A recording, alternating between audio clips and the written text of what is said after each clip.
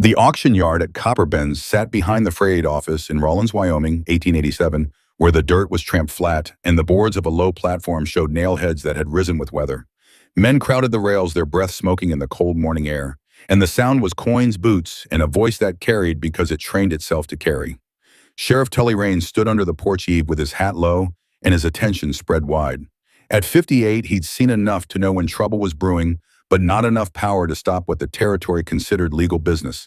His weathered face betrayed nothing, but his hand rested near his holster as he watched the woman on the platform. She kept her back straight, a torn deerskin dress hanging open at the neckline and at the hip where the fringe had pulled through a splinter.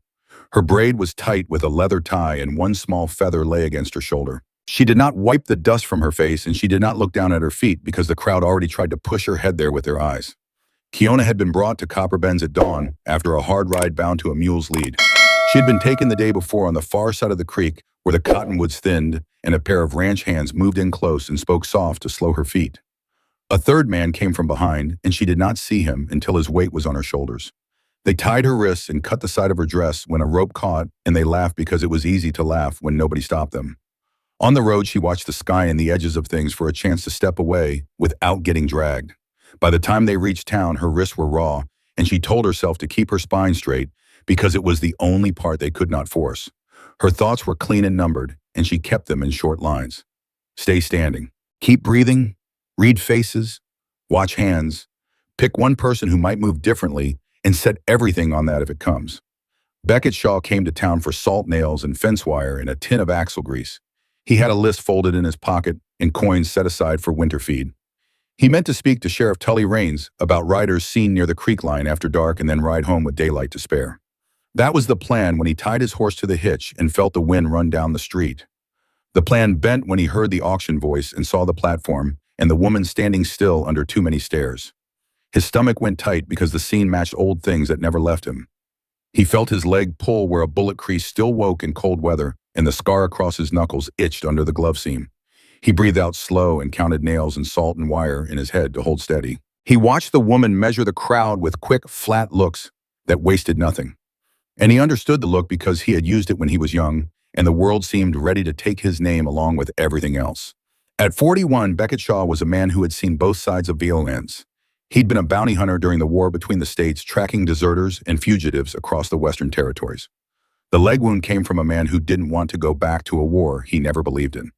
The scar on his knuckles came from a fight he shouldn't have started, but finished anyway. Now he lived alone on a small ranch 12 miles outside of the town, where the fence post needed mending and the barn leaned because the posts were sunk shallow 20 years ago by a man in a hurry. He raised a few cattle, grew enough food to feed himself, and came to town only when supplies ran low. He told himself to buy his wire and keep quiet and leave other people to answer for themselves. He lasted 1 minute under the auctioneer's chant, and the numbers and the jokes and the way the men leaned forward with their mouths half open like they were picking a mule. He looked once at the woman and saw her refusing to round her shoulders to make it easier on the crowd. He saw the proud tilt of her chin, the dignity she wrapped around herself like armor. And in that moment, the old pull of conscience tugged at him, the same one that had sometimes made him let a deserter go when no one was watching. The auctioneer called a number and smiled to make it sting less, and a hand at the rail went up, and the yard made a rough sound. Beckett raised his hand once and put a number that was too high for play and just low enough to be possible. He kept his face flat. The yard quieted because nobody liked to bleed their own pockets for a morning's entertainment. The second hand at the rail slid down. The auctioneer's patter stumbled and then found its step and ran its short course. The bid stood alone and the hammer fell in a practice clap. The clerk hustled out with a pencil bill of sale that smelled like damp ink. Beckett took the paper, and it was warm from the clerk's hand, and he saw the place where the woman's name should be, and it was left blank because they had not asked it. His throat closed on the heat of that, and he tore the paper in half without lifting his eyes and let both pieces fall where the dust could take them. "You're coming with me," he said, and he spoke quiet enough that it landed only on the people who needed to hear it. He did not reach for the woman's arm, and he did not hold up the torn paper, only turned enough to let her see the road out, and then looked once at the sheriff. Sheriff Raines pushed off the pony and stepped closer with a face that gave nothing away and said, "Keep it peaceable," in which was a warning that was also permission. 2 men at the rail shifted like they had energy left for trouble. The sheriff laid his hand on the butt of his holstered gun and rolled his shoulder. The energy drained the way it should when a man is ready to work all the way through a job. Kiona watched the one who had bid and saw the gray at his temples and the heel break across his nose and the way he stood like a man who had carried a body once and learned how to keep going. She checked his boots, his gloves, the set of his shoulders. She saw no rope in his hand and no fast smile. She looked for the little movements that give a person away. Eyes dragging down the front of her dress, fingers tapping, jaw clenched with hunger, and she did not find them. She felt fear sit hard under her ribs, but it was the steady kind that keeps a person awake. She did not owe anyone a show of gratitude. She owed herself a clear head and a plan. The plan changed now because a door opened and she could step through it and keep her name. She came down the steps without taking the hand that a boy reached out to make himself feel generous. She kept her chin level. She did not run because running makes a chase, and she was done drawing races for men who had nothing else to do. Beckett walked beside her through the split in the crowd that opened too slow for his liking. A ranch hand from the far creek said a word meant to stick, and Beckett looked at him once and the word fell off. His pulse was loud in his ears, and his leg ached, and he told himself to keep the next minute simple. Get to the horses, put one foot in the stirrup, put her on the spare mare with her wrists free. Do not speak more than needed because talk gives men room to step in. If someone reached for her, he would break the wrist and hand it back and deal with the charge later. He did not want to fight, and he was ready for one. They reached the hitch. Beckett untied his horse in the spare and kept his back turned broad to the yard so nobody could work a hand past him. He felt her pause, and he did not crowd her. She tested the knot at her own wrist and found it gone because one of the hands had cut it when the bidding ended to show the yard there was no meanness in it. The lie of that made Beckett's teeth grind once, and he let it go because the anger would slow them. Kiona put a hand to the saddle and drew a breath through her nose and set her weight to mount with a swing that showed she had ridden before. Beckett lifted the rein into her hand and passed up a canteen and a folded coat he kept tied to the rig. For the road, he said, and it came out flat and steady. She pulled the coat around her shoulders with one quick motion and did not thank him, and he did not expect it. They moved out under the open sky with a frayed office shrinking behind them and a yard noise losing its shape. Beckett felt the tightness in his chest shift to the work ahead. 12 miles, a stone well, bread to warm, a bed to offer with the door that opened from the inside.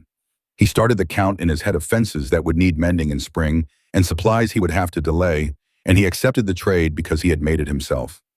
Kiona looked over the street and the side lanes and the roofs for men. Anything that said the men who brought her here would follow. She noted the sheriff's position at the end of the boardwalk and the way his face turned to the two hands who had done most of the pushing. She filed it and let her shoulders loosen one notch.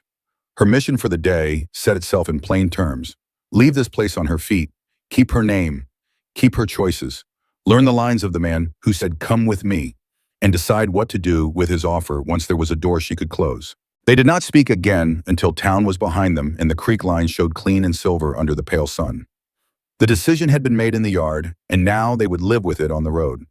The wind cut across the flats, and both of them lowered their hats into it and let their horses settle into a pace that could be held. Behind them, the yard returned to other business, and in front of them, the track set its quiet line toward a ranch that had room for a second plate if a person decided to stay. Nothing about it was grand, and nothing about it was simple. Both of them knew that and kept riding. They rode out of Rawlins with the noise of the yard flattening behind them, and the frayed office shrinking to a square, the creek cutting its pale line off to the right, and the road to the ranch running straight until it rose and fell over low ground. He kept his gelding a half length ahead so he could set the pace and watch for dust at their back while still giving her room. She settled on the spare mare with a rider's balance that told him she had done this before, her hands held low to spare the raw skin at the wrists, and the wool coat he had handed up lay tight over her shoulders with the collar turned up against the wind. Neither of them spoke for the first mile because the first mile is for listening, for counting how many hoofbeats belong to you, and how many to strangers, for letting the heart stop pounding hard enough to think. Beckett measured what could still go wrong and ticked through it in order because order kept fear from spreading. There could be riders from the yard who wanted to turn a sale into a grudge. There could be a deputy with more order than good sense.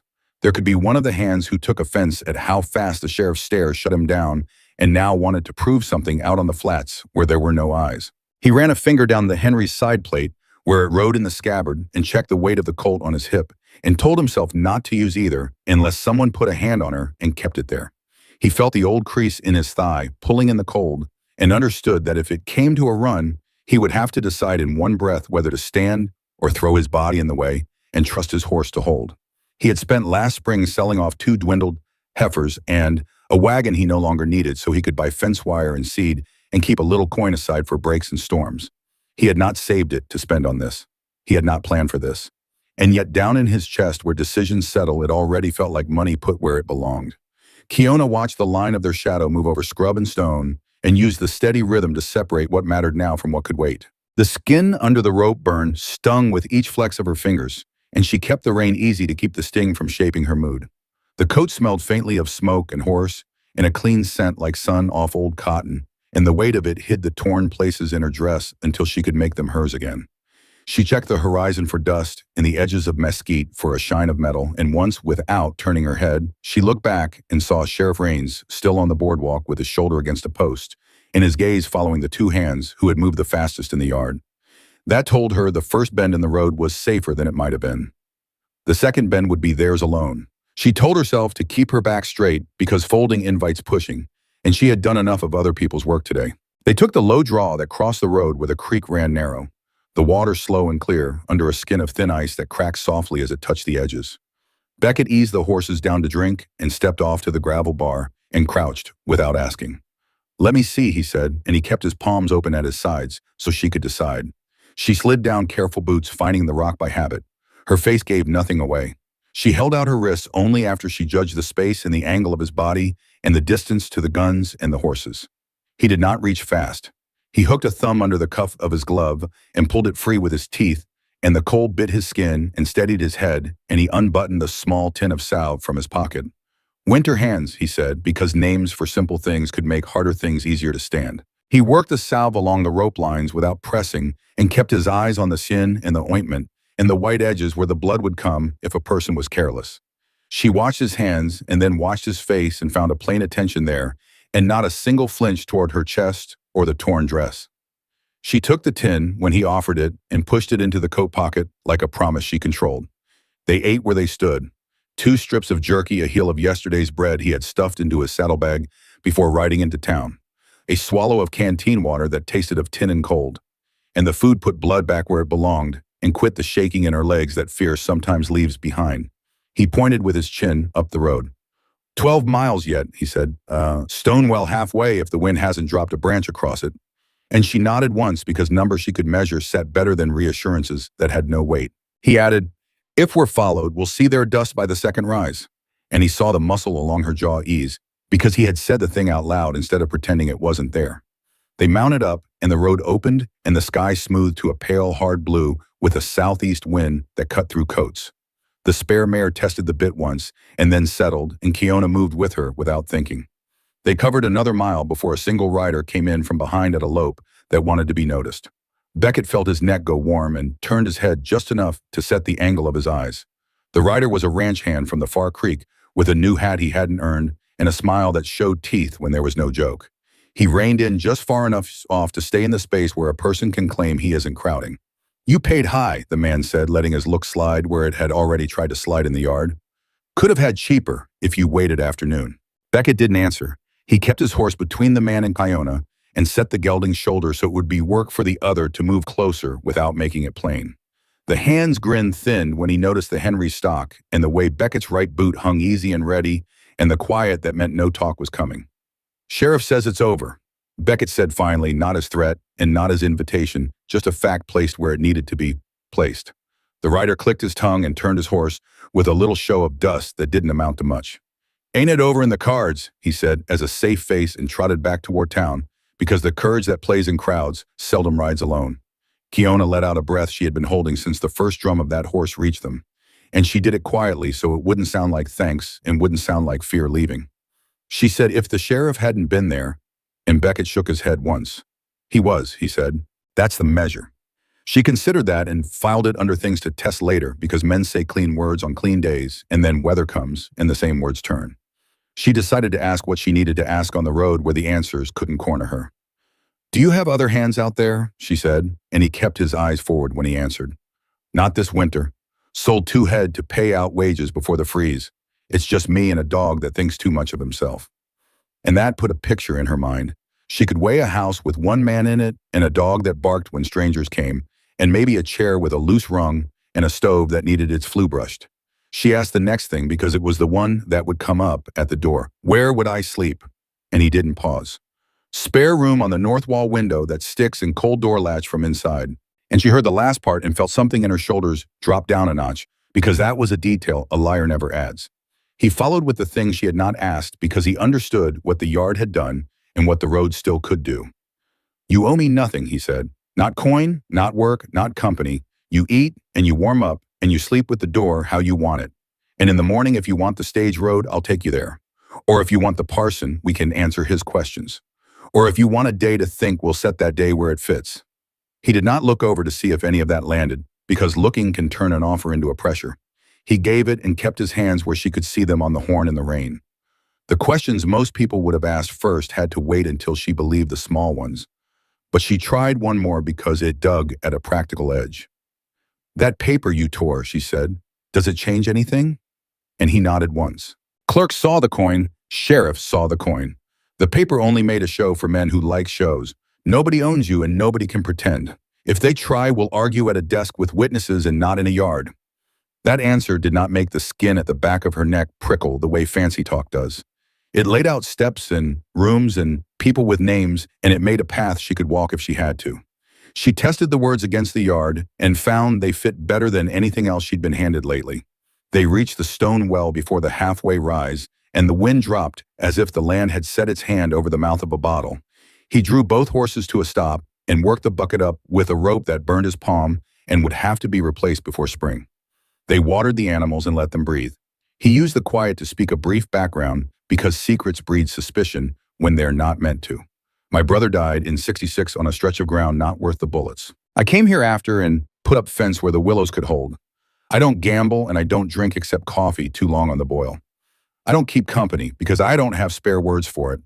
And because he wasn't ready to hear anyone else's sleep, he thought a second longer and added, I go to town for supplies and to pay taxes and a nod at people who mean well, and then I go home. He didn't offer a smile and he didn't dress any of it. He let it sit. Kiona matched him with what she chose and no more. I learned to ride on a pony that tried to scrape me off on every post we own.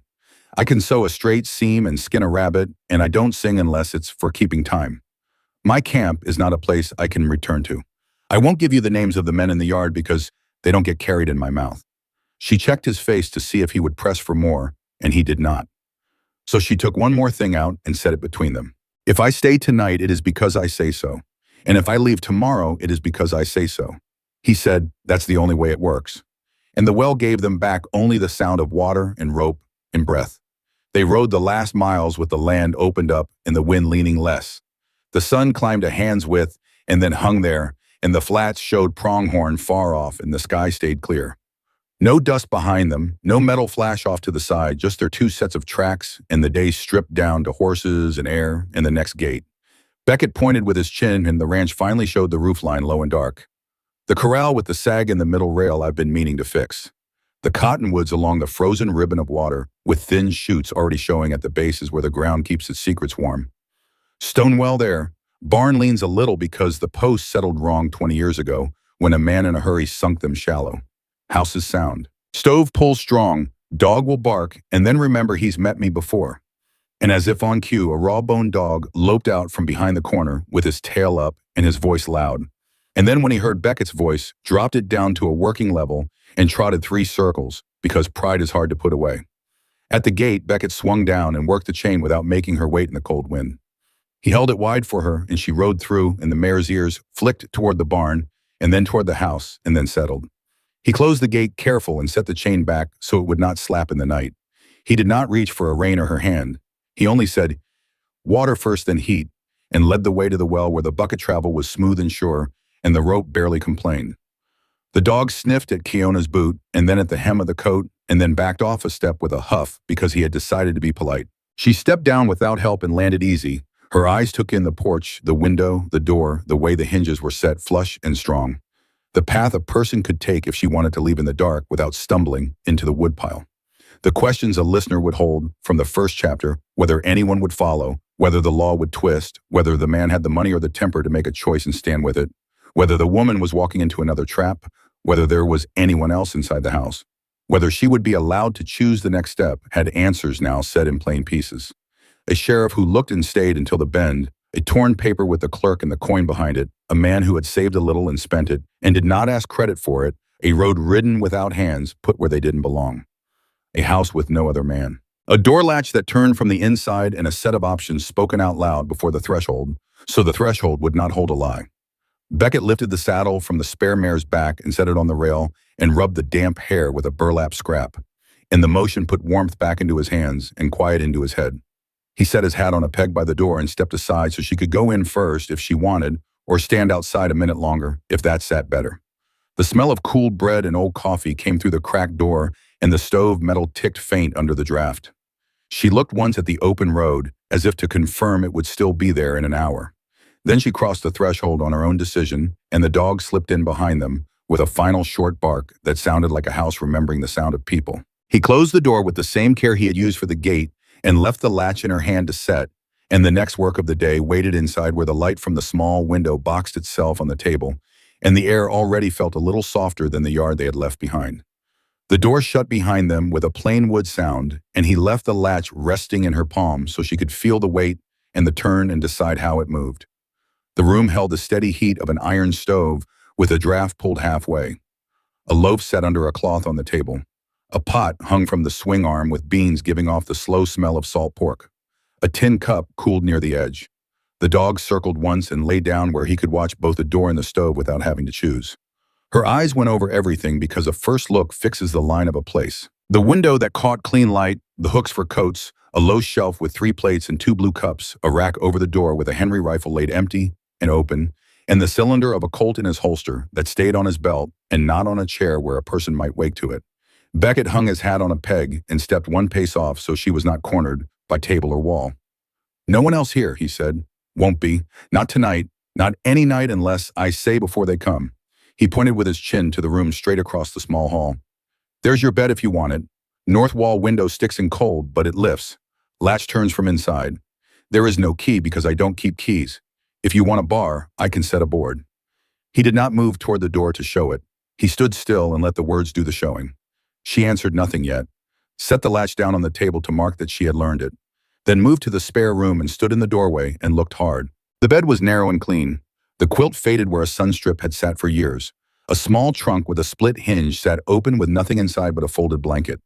The window had frost in the corners and a nail pushed into the sash to keep it from rattling. She lifted the sash a finger's width and set it down again to test the truth of the stick. It stuck and then came free when she set her shoulder to it. She nodded once to herself and went back to the kitchen. He set a folded white shirt on the chair back in a length of clean cotton rolled tight. "This will fit well enough until we can fix your dress," he said. And he turned his face to the stove and checked the draft so she could change without watching his back for turns. She did not hurry the buttons because rushing makes hands clumsy. She kept the wool coat on the chair ready if the door opened. She pulled the shirt on, and the cotton sat smooth over her shoulders and hid the torn places. She worked the bandage around the wrist where a rope had chewed the skin and asked with her eyes if a knot would hold one-handed. He said, "Tie to the inside so it won't snag," and kept his hands down and away until she stepped back. Her stomach turned once and then steadied when the bread came out on the cloth, and he cut 2 thick pieces with a knife that had been kept sharp for work and not for show. He set a plate in front of her and poured beans from the pot. Steam rose and hit the air, and the smell reached all the way to the back of her head and told her body to ease. She ate with her eyes on the door and the window and then on his hands as they moved. He ate slower, watching the stove and the small things men forget when they're used to eating alone. When she finished the first plate, he filled it again without comment because second plates should not be a test. She drank water and then coffee and almost asked him to boil it less and then left it because she had other questions first. "What now?" she said, and she kept her voice level so it would not carry worry or promise to a place it did not belong. "You tell me what you want," he said, and he meant it in the way he set his fork down and gave her all of his face and none of his weight. "I can take you to the stage road at first light, or to the parson if you want papers and a shield between you and talk. Or you stay in that room with the door how you like it and think. 1 day or 3. Work if you want to work because work helps a day go by. Sit if you want to sit. Eat either way." He looked once at her bandaged wrists. "You own nothing here." And he left it there. She tested the ground the same way she had tested the window 1 inch, then another. If men come, she said, the ones from the yard or the ones who brought me. He said, they will meet me first. If they want the law, we walk to the desk with the clerk and the sheriff. If they want trouble, they find it. The paper they had is gone and the sheriff saw me tear it. If there's a claim, it has to be spoken in daylight with names on it. And then we answer with names. He pointed at the rifle rack. Gun stays there unless a person reaches for you. He tapped the Colt with 2 fingers. This stays on me, but it stays quiet. The dog thumped its tail once as if agreeing to order. She set down the cup and let a beat pass, then put a small thing on the table that mattered as much as the larger ones. My name is Kiona, she said. I didn't say it in the yard because they would use it. He said Beckett Shaw. And the sound of the names made the room different in the way a person decides to stand in it. The missing pieces that a listener might have wanted from the first telling began to set themselves in place without stopping the day. Who else lived here? No one. Where the gun sat, one visible empty, the other holstered and quiet. Whether he kept keys, he did not. Whether she could wash and tend the rope burns, a basin and kettle sat by the stove. He poured hot water and set it with a sliver of lye and turned away while she cleaned and wrapped. Whether there was a plan beyond food and breath, there were 3 choices laid out, each with steps and names. Whether he expected labor and trade, he had said plain no debt. Whether he would push for a bed, not hers. He had said nothing of beds and had pointed to a door she could bar. He lifted the kettle with a rag and poured into a tin basin, set it on the table and slid a cake of soap beside it, and then stepped back to the stove to check the damper again, even though it did not need checking. She washed the rope burns and the dust from her face and the cut at the hip where the dress had torn. She did it with steady hands and the bandage held. There's a comb in the trunk, he said toward the hall, because a person who lives alone forgets where little things end up. She went and found it and set her hair right braid, tight leather, tie smooth, feather laid, where she had kept it since morning. He opened the small trunk and showed what was there so she would not need to look when she was alone. Blanket comb, 2 lengths of cotton for mending a tin of buttons, a needle book with 3 sizes. No dress that fits, he said. We'll trade for proper things when you choose what you want to wear. She touched the needle book because a person who can sew can take control of the day. I can fix the tear, she said. Not now, he said. Eat first, warm first, choose first. And the order calmed the tight places in her ribs more than any soft talk could. When the food was done, he rinsed the plates and she watched how he worked. No wasted motion. Water poured into a pan, a rag used and wrung plates set to dry on their sides, knife wiped and hung on the same nail. The routine told her who he was without story. He asked, any food that makes you sick? Because men think of this too late. She shook her head, then paused and said, I can't take whiskey. He nodded, there is none here. And the dog thumped again, as if to stamp the fact. He brought out a ledger he kept for feed and nails and taxes and set it on the table and turned to a blank page so the old numbers didn't press on the day. If you want the parson, I will write what we need to see so we don't forget when men who make a living with paper try to sound bigger than us. He said it without heat, only a fact. She looked at the page and saw a space where her name could sit without being bent, then closed the book with her palm and left it unopened so the choice could wait until morning without living in ink before it was ready. She stood and walked the small loop of the house to learn it. Front door, stove, table, peg hall, his room at the end, with the door open so she could see a bed and a chair and a pair of boots set heel to heel and nothing else. No bottles, no stacked crates, no hidden corners. Back to the spare room, the window again, the view out to the cottonwoods, and the frozen run of water in the corral with the sag rail she had noticed from the road. That rail needs a brace, she said from the doorway, as if speaking to the house. He nodded. Tomorrow, he said, if the cold holds, we can sink a post and the set will last. He said we, and then let the words settle without checking her face for how it landed. She went back to the kitchen and took the salve from the coat pocket and set it on the shelf where she could reach it without asking. The dog shifted to make space for her feet as if he had lived with her years. She did not touch his head and he did not ask for it. She sat and felt the heat from the stove come through the chair seat to the back of her legs, and the sensation grounded her in a way that did not need words. He said, I will be in the shed a short time to split kindling. The axe is sharp. You will hear 2 strikes and then a pause and then 2 more. He said it to put a rhythm to the minutes so she could map them. If a stranger comes to the yard, I will call your name once and then stand in the doorway so you can see me, see him. He added the detail because it mattered. She listened to the 2 strikes and the pause and the 2 more, and to her own breath settle into that count. She looked at the latch and turned it once to feel the movement again, and left it unthrown because leaving it unthrown was her decision. She stood and checked the window one last time, and then set the shirt straight where it pulled across her shoulders. And she told herself out loud in a quiet tone that only the dog could hear. No more being moved without saying. The dog lifted his head and then slept again. When he came back, he knocked with two knuckles and waited, even though the door was not barred, and then stepped in only when she said yes. The light had thinned toward late afternoon, and the square of brightness on the table had slid to the edge. He pulled the swing arm and set the pot off the heat, and the metal ticked and settled. They did not speak for a moment because the two had already said enough and because silence can be honest when it is not being used to hide. He finally said, "I will take first watch on nothing," which meant he would sleep light and rise at any odd noise. "I don't need a watch," she said, and then corrected herself because pride was useful only when it did not get in the way of safety. "I don't want you waiting in the hall." He said, "I'll sleep in my bed with my door open the way it always is. You sleep how you choose."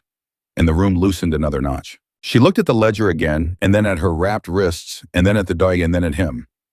The question that would matter tomorrow sat ready and did not need to be asked tonight. She said only, "In the morning you will still mean what you said." And he answered yes. And his voice had the weight of the thing he had carried longer than today. The listener's small questions that hook at the back of the mind had all found a place without stopping the story. Whether she had privacy, she had it. Whether he would expect more than food and shelter, he would not.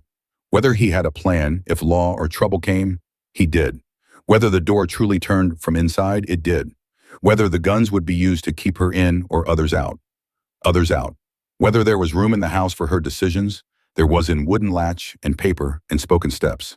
When the light went low, he trimmed the lamp and set it on the table, and the room settled into the kind of quiet that does not press. She stood at the spare room door and looked once at the road through the window, and once at the bed, and then left the door wide and lay down with the bandaged hands loose on the quilt, and the coat folded where she could grab it if she changed her mind in the night.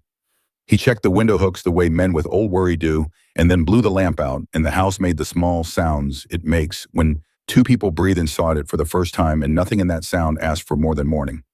Wind pushed along the walls near midnight, and the shutters clicked and settled, and then clicked again, and the dog lifted his head once and then dropped it because the sound wasn't trouble. She lay in the spare room with the door wide the way she had left it, and the shirt he had given her warm from her body, and the bandages no longer stinging. And she listened for the pattern. He had promised his sleep, light a turn on the mattress, a small cough into his pillow, the silent check of the window hooks. She heard each in order and felt the tightness that had lived under her ribs since dawn loose in a small degree.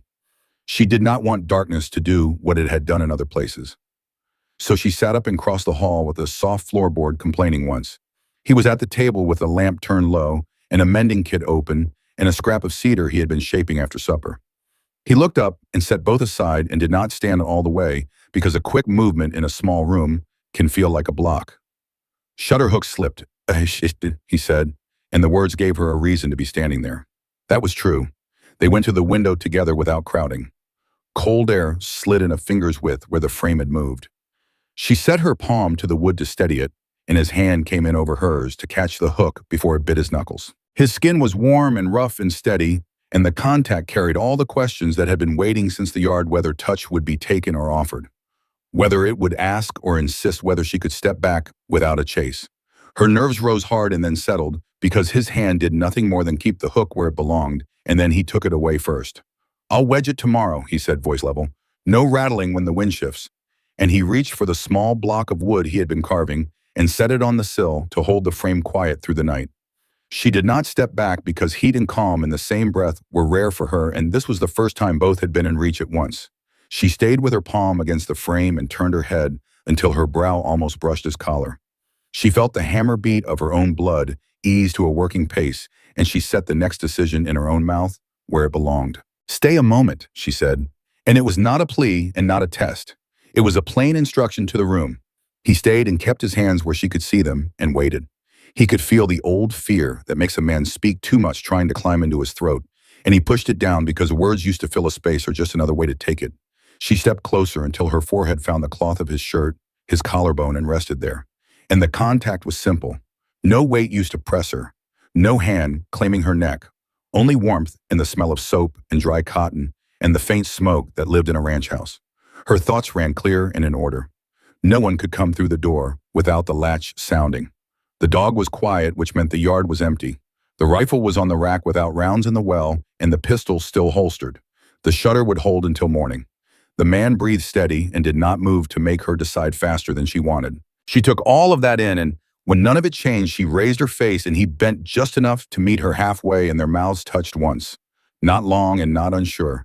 The kind of kiss that answers a single question and does not ask five more. She did not flinch, and he did not chase it when it was done. He stepped back and turned to the stove to pull the draft line wider because a job in hand keeps a person from reaching for more than the moment will hold. Her chest filled and emptied without the hitch that had been living there. She looked at him to see if the kiss had shifted what he would expect, and nothing in his shoulders had moved. His hand stayed on the stove handle, his attention on the small turn of metal in the way the fire responded. "I wanted that," she said, so there would be no doubt about how the moment had happened. He nodded once. "Good," he said, and he kept his voice quiet because loudness would make it feel like a claim. "Nothing changes that you choose the next step and the next after it," he added, because it needed to be said out loud where both could hear it and hold him to it tomorrow. They sat at the table with a low lamp between them and the cedar scrap giving off a faint, clean smell. He slid the mending kit to her side. "Your dress," he said. "You can set the seam how you want it, and I'll cut a thin facing from cotton to stop the tear from running." She drew the deerskin from the back of the chair where she had left it to warm and set it across her knees and examined the damage with a kind of focus that makes the rest of the room fall quiet. The tear at the neckline had widened when a hand had grabbed in the yard. The hip cut had left fringe dangling. He spoke of neighbors in town. Dayton 3 miles north who kept goats and traded milk and never asked for details. The law in Rawlins ran mostly through Sheriff Raines because the judge showed twice a month and the clerk every day. The stage came through on Thursdays by noon and on Sundays at dusk when the road was clear. The parson's doors stayed open in daylight, and his wife kept a trunk of shawls and spare gloves for any woman who needed them and did not ask for the story unless it was offered. If food ran thin, there was enough flour and beans for 2 weeks and salt pork for 5 days and a sack of dried apples hanging from a ceiling hook. If a storm hit, there were shutters for the back window and a rope to run from the porch to the barn so a person could walk it without losing her path in the white. She finished the neckline, tied off the thread, and checked the lay. It framed her the way she wanted, not high, not gaping. She set the needle down and rubbed the salve in her wrist again and asked, "One more thing that could sour a day if it stayed unspoken. If I walk away tomorrow, do you take me back to town or point and let me go?" He said, "I saddle and ride with you where you say until you tell me to stop." And her shoulders let down another inch because control is one thing and protection is another, and the two together are rare. She pushed the dress aside and set both hands palm down on the table and met his eyes. "I don't plan to walk," she said plain. "Not tonight, not in the morning." And he did not smile because this was not a place for grins. He only breathed out and said, "All right." And the word had the weight of a man deciding how to spend the rest of his day. They spoke a little about the morning because mornings go better when they have a shape. Coffee bread warmed again, a look at the sky for signs of weather, a ride into town if she chose to face the parson or the clerk, a day at the ranch if she wanted the quiet to think. He said he had a small tin ring put aside from a stop at the Mercantile 2 months back, when he thought he might someday need it for a reason he could not name then. He said it without pressure and watched his own hands instead of her face. She listened and kept her expression level and did not answer because yes or no at midnight can turn false at daylight. She nodded once to say she had heard and stood and folded the dress. "I sleep now," she said, and his chair legs scraped once as he rose out of habit to offer help.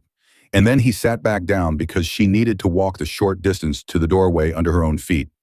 At the threshold, she turned and said the thing that would fix the line between them for the rest of the night. "Don't wait in the hall." And he said, "I won't." And she believed him because he reached for the lamp to turn it down further and not for his boots. She left the door wide again, and the dog went to the space between the 2 rooms and lay across it so he could be a hinge and not a wall. The lamp burned low and the house made small cooling sounds and the wind moved away. Sleep came to her without jerking her awake because the day had left no handprints she did not choose. He stayed at the table long enough to sand the cedar smooth and slide the mending kit back into its tin and write 2 lines in the ledger that were not numbers. One word that was her name, because speaking and writing it were different kinds of trust, and the word morning, because plans can scatter if they are not set somewhere.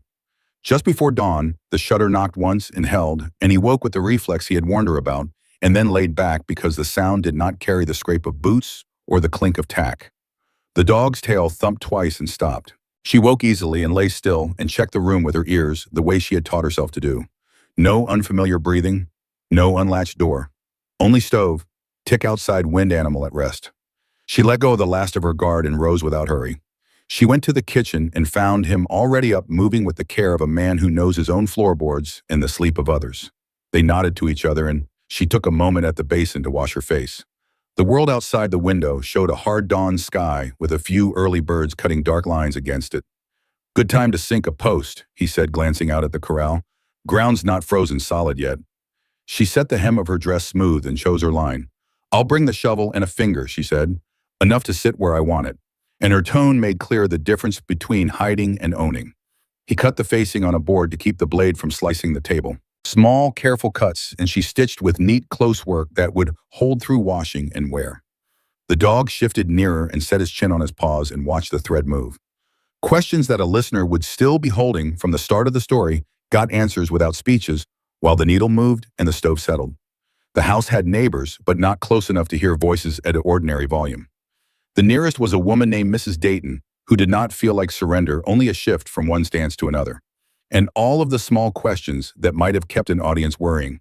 Whether the kiss had turned into demand, whether promises would shrink in the dark, whether he would test the door she had left open, whether he would set plans for her without asking, had been answered by the plain shape of their night. The door stayed hers, the kiss stayed one kiss. The morning would carry the choice into the light where it belonged. Beckett pulled something from his pocket and set it on the table. It was a small tin ring, plain and without ornament. He used his thumb to bend it slightly to show it could be resized. "You mentioned the parson yesterday," he said. "If that's your mind, this is ready when you are." She looked at the ring for a long moment, her face giving nothing away. Then she reached out and took it, feeling its weight in her palm. "Tell me about you," she said. "The rest." He sat back, understanding that before any decision about parsons and rings, she needed more. Not romance, but truth. The kind that could hold a life. "I was a bounty hunter during the war," he said, watching her face for reaction. "A man paid to find people who didn't want to be found. Sometimes deserters. Sometimes escaped slaves. Sometimes innocents caught in paper traps." The admission hung between them, heavy with the weight of what he'd been, what she was. A hunter. The hunted. "I brought in a man once," he continued, "an Apache who didn't speak English.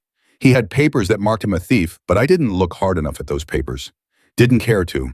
He died on the trail to Fort Laramie. Fever, they said, but I knew it was a broken spirit." He ran a hand through his hair, gray at the temples. "That was my last hunt. I sold my gear and came west, started again." Kiona's hands had stilled on her sewing. She studied him, measuring the confession. "I know who killed your brother," she said suddenly. His head came up sharply, eyes fixing on her. "In '66, she continued, "the stretch of ground not worth the bullets. It was my brother Makia. He died last year in a raid. The bluecoats said he was stealing horses, but he was bringing back our own." She waited, watching to see if hate would replace whatever had grown between them. Beckett took a slow breath. "We all have ghosts," he said finally, "and we can't bring them back by making more." Their eyes held, and something deeper than comfort passed between them. Understanding, perhaps. The recognition that the past was a tangled web neither of them had woven alone. "There are men in this territory who profit from our fighting," he said. "Men like the ones at the yard who see people as things to trade." "Men like Hargrove," she said. He looked up, surprised. "You know Hargrove? Every Apache woman knows Hargrove." She said, her voice steady but with an edge. "He owns the largest ranch north of here, takes land that isn't his, sells people who aren't his." Beckett nodded slowly. "He has friends with badges, friends with money. He won't like what happened yesterday." "No," she agreed, "he won't." She picked up the tin ring again. "I want to see the parson today." He studied her face. "Why?" She set the ring down firmly. "Because a woman with no name is easy to move. A woman with papers and a husband's name is harder. And if Hargrove comes looking..." She didn't finish, but she didn't need to. Beckett understood. This wasn't about love or even companionship. It was about survival, about setting barriers between herself and men who would own her. "We ride in an hour," he said simply. He stood and went to check the horses.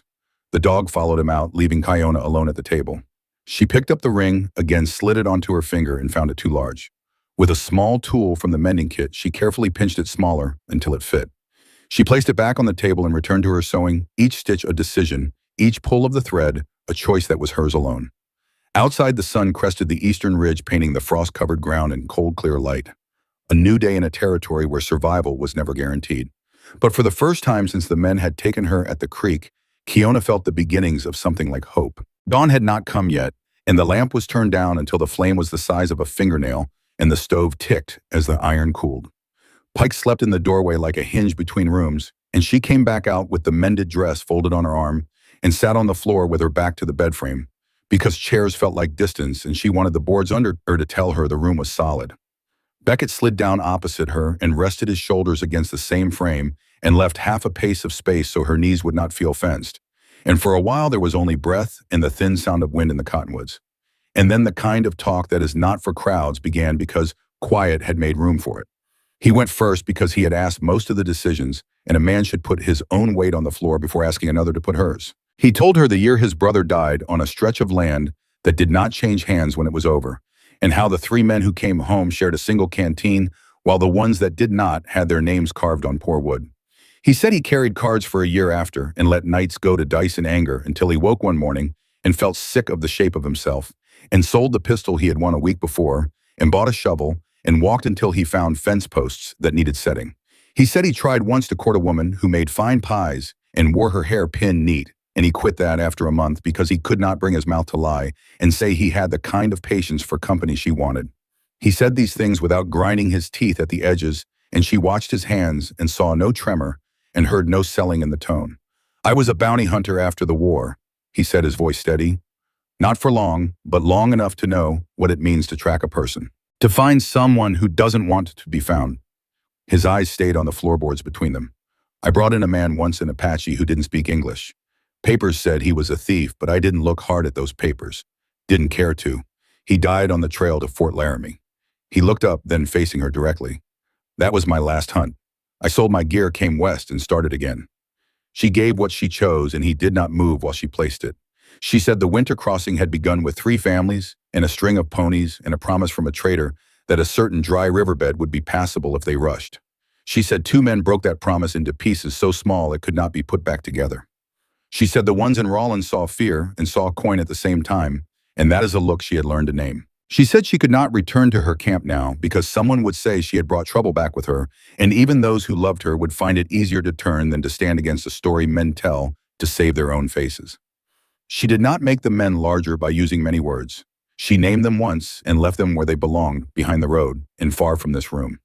She said her grandmother taught her a low song to keep hands steady while sewing or planning, and she hummed 2 lines then stopped because this was not the hour for singing. She added one more thing without looking at him because it did not need his eyes to be true that she had been held down and that no one in this room would name it for her and that it would not be the center of her days. And he said only "all right" in a steady voice because a man who tries to shape a woman's pain with his metaphors is only making it about himself. Then she met his eyes, her gaze unwavering. "I know who killed your brother," she said. His head came up sharply. "In '66, the stretch of ground not worth the bullets, it was my brother Makya." She did not look away. "He died last year in a raid when the bluecoats said he was stealing horses. He was bringing back our own." She waited, watching for hate to replace whatever had grown between them. Beckett took a slow breath. "We all have ghosts," he said finally, "and we can't bring them back by making more." Their eyes held, and something deeper than comfort passed between them, understanding perhaps. The recognition that the past was a tangled web neither of them had woven alone. "There are men in this territory who profit from our fighting," he said. "Men like the ones at the yard who see people as things to trade. Men like Hargrove," she said, the name falling between them like a stone. He looked up surprised. "You know Hargrove."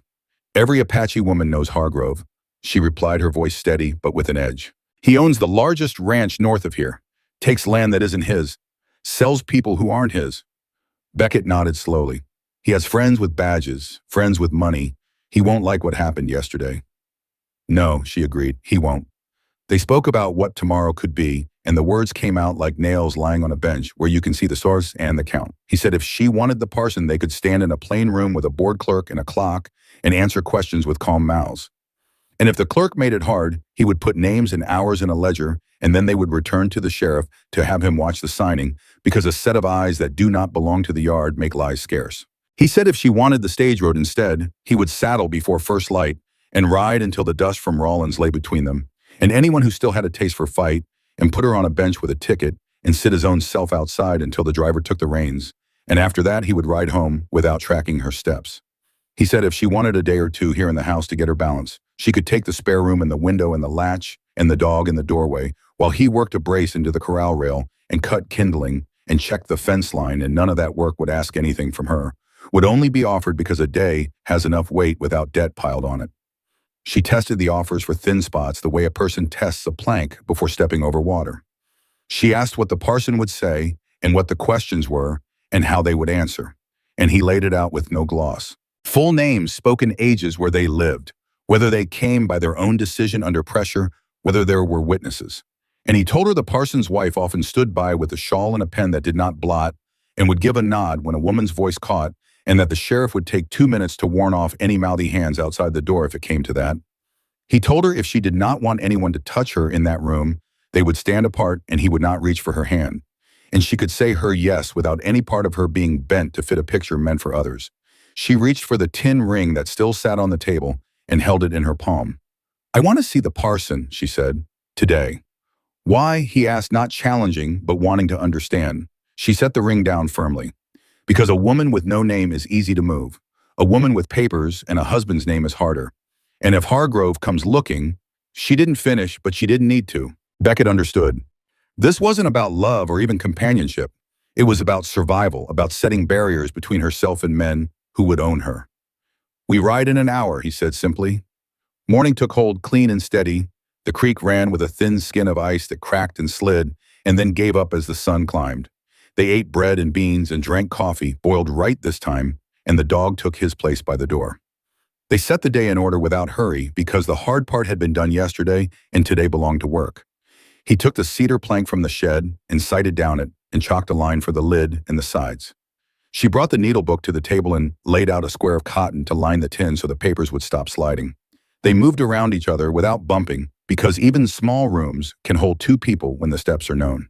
He cut dovetails with care and eased the edges with a scrap of sand. The cedar lifted a clean smell into the room. She stitched her name into the corner of the cotton Kiona shawl in plain hand thread pulled tight, then set the cloth inside the tobacco tin and placed the parson's paper over it and the torn sail halves under it. Lid shut. Click. Felt all of it done without talk. He fit the box and tapped the lid until it seated without wobble and showed her how the grain would swell and tighten when the air turned wet. "Tight as you asked," he said. She ran a thumb along the lid seam and nodded, then set the tin inside and closed the box and chose a place for it on the shelf where she could reach it, without a chair, not hidden, not displayed. They walked the fence on the south line to mark where posts would need setting, and she counted slats while he tested the wire with his glove. The ground had softened just enough to take a shovel if a man leaned into it. They went as far as the cottonwoods and came back by the creek path Pike favored. On the porch, she turned the latch on the spare room door and then left it open again because air still felt right. Later, she would close it and sleep with it closed because rest sometimes needs that, and the choice would still be hers when the time came. They did not leave for town until midday. She wore the mended deerskin dress with the white shirt underneath for warmth. He took the Henry, unloaded but visible, and the Colt on his hip. Pike would stay to watch the house, and they would be back before dark unless the clerk or the parson made delays. The road into Rawlins felt different this time, not because the land had changed, but because they rode side by side rather than in lead and follow. They spoke little saving words for where they would be needed. As they approached town, Beckett pointed out a figure on horseback watching them from a rise to the north. "Hargrove's man," he said. "One of his scouts. Keeps track of who comes and goes." Kiona nodded. "They know we're coming then." "Let them know," Beckett said. "We're not hiding." Rollins sat quiet in the midday sun, a few wagons outside the mercantile, a dog sleeping on the boardwalk, the blacksmith's hammer ringing steady from the far end of Main Street. As they hitched their horses at the clerk's office, Kiona noticed a cluster of men outside the saloon watching with too much interest. At the clerk's counter, Beckett laid down the coins for the license, and the clerk pulled out a ledger with burnt corners and dipped his pen. "Names, ages, residence," the clerk said, without looking at them like people just lines to fill. Beckett started to answer and then stepped back half a pace so her voice could go first because that is how the paper would read best. "Kiona," she said steady, and then Kiona Shaw, and said 24, and 12 miles out at the Benstone well, and the clerk wrote without lifting his eyes and asked Beckett the same and wrote. The pen scratched and the page took their names clean. "Witnesses," the clerk said too, and Beckett said, "Parson's wife will sign, and Sheriff Raines if his time allows." The clerk looked up for the first time at that and made a sound that was almost a laugh, and then saw the 2 of them standing square and swallowed it. Fees $2, he said, and Beckett counted the coins under the man's nose so he would not pretend not to see. The clerk tore the slip and sanded it with a pinch and pushed it across. Beckett did not touch it. He let her take it and fold it once and slip it inside her coat where she had already made a place for it. They stepped out into the light, and two men from the yard were on the far end of the boardwalk with their hands hooked into their belts to make themselves look wider. One of them started a line about price paid and how some purchases are easy to return. And Sheriff Rains pushed off the rail and stood between the four of them and spoke toward the men without raising his voice. This is a public office. The next step for anyone with a concern is the judge's desk, not their mouths. And he did not touch his gun. He just squared his shoulders, and that was enough. The mouthy one started to say the thing men say when they have an audience, and Rains shook his head once, and the words died because they would have had to grow into action, and the man did not have that in him this morning. Kiona watched all of it without flinching and filed the sheriff under useful not savior. They crossed to the parson's small room at the end of the street where a bell hung without a rope and a plain sign read, "Weddings, Funerals, Thursdays." The parson's wife opened the door before they could knock because she had a way of seeing across the street when something worth standing up for was happening. She had a shawl on her arm and a pen that did not blot. And she said, "Come in and stand easy." And she set the shawl on Kiona's shoulders because the room ran cool in mornings, and some kindnesses do not need permission. The parson stood from his desk and looked at them like a man checking a wheel before a long haul. "Questions," he said. "You pressured." And they both answered no. "And you understand the law?" And they said yes, and he said, "Speak your names so I hear them clear." And they did. "You have the paper from the clerk." And she handed over the slip folded once. He smoothed it and nodded. With quick efficiency, he answered the last of the small worries a listener might still hold. Fees paid, witnesses found. Who spoke first? Whether he would step in front of her answers. Whether the clerk would twist words. Whether the sheriff would stand near the door. Whether the parson's wife would be a shield if needed. All had been laid out in working order without breaking the flow of the day. They stood facing the parson with the window light flat on the desk and the sound of a wagon outside and the smell of lamp oil and old paper. Beckett reached into his pocket and set the tin ring in the parson's hand so there would be no fumbling at the words. Kiona rolled her shoulders once to settle the shawl and looked at the parson and then at Beckett and then at the door which stood open to a street that could not change what was going to be said in this room. And she gave a single nod that ended the talking about weather and put them squarely in the doing, and the next breath belonged to the bondos that would be spoken without anyone else's hands on them. The parson set the slip from the clerk on his desk and opened a narrow book with lined pages, always and a ribbon stuck between them. His wife stood at his shoulder with a good pen and a small dish of sand to dry the ink. Sheriff Rains stepped in and took the spot by the door with his hat in his hand so he could watch the street and the room at once. The air smelled of lamp oil and clean paper and cold air coming through the gap under the sill. Names spoken clear, the parson said, and they gave them. Kiona Shaw, steady, and Beckett Shaw, even. Ages, and they answered. Residents and Beckett said, 12 miles out at the bend, Stonewell. And the parson nodded and looked at Kiona for a long second to be sure she was looking back and not past him. Any pressure on either of you, he asked, and they both said no. And he believed it because their faces did not twitch at the corners the way faces do when the mouth and the body say different things. He took the ring from Beckett's palm and set it on the open page so it would not slip from fingers at the wrong moment. Words are short here, he said. Speak yes if you mean yes. We don't do pretty talk to satisfy anyone outside this room. He read the lines the law required in the territory and did not add to them. He asked Kiona first because his habit was to ask the woman first, so the man's answer could not crowd hers. Do you take him? Oh. And she looked at Beckett and then at the parson and said, I do, without a shake in it. He asked Beckett the same and got the same clean answer. The parson tipped his hand toward the ring, and Beckett lifted it and did not reach until Kiona set out her left hand. He slid the tin band home where they had sized it that morning, and it seated without turning. No fumbling, no show. The parson's wife gave one quiet breath, like a person who had seen too many clumsy trees and enjoyed seeing a clean one. The parson shut the book halfway with his palm and said, husband and wife, and did not raise his voice. Paper came next because paper makes the words carry outside the room. The parson turned the book pointed to the lines, and Kiona signed first. Kiona Shaw, with the same hand she had used to sew the seam the night before. Beckett signed under it, and the parson's wife wrote her own name where the witness line sat clean strokes, then stepped aside so Sheriff Rains could add his. The sheriff printed his name slow and careful so no clerk later could pretend he had not read it. The parson sprinkled sand and blew once and shut the book, and then took a smaller paper from a drawer, filled it out with the same details, and pressed his seal in red wax. He handed that copy to Kiona, not to Beckett, and said, "Keep this where you keep the other things that matter." And Kiona folded it once and slid it inside the shirt near her breastbone, because that was the safest pocket she had on her until they reached a chest with a hinge. Questions that would have stuck in a listener's head found their places as each step moved. No waiting period in this county when the clerk and parson both stand. Witnesses present and named. Fee paid and recorded. No promise demanded beyond what the law asks. No hand taken without the hand being offered.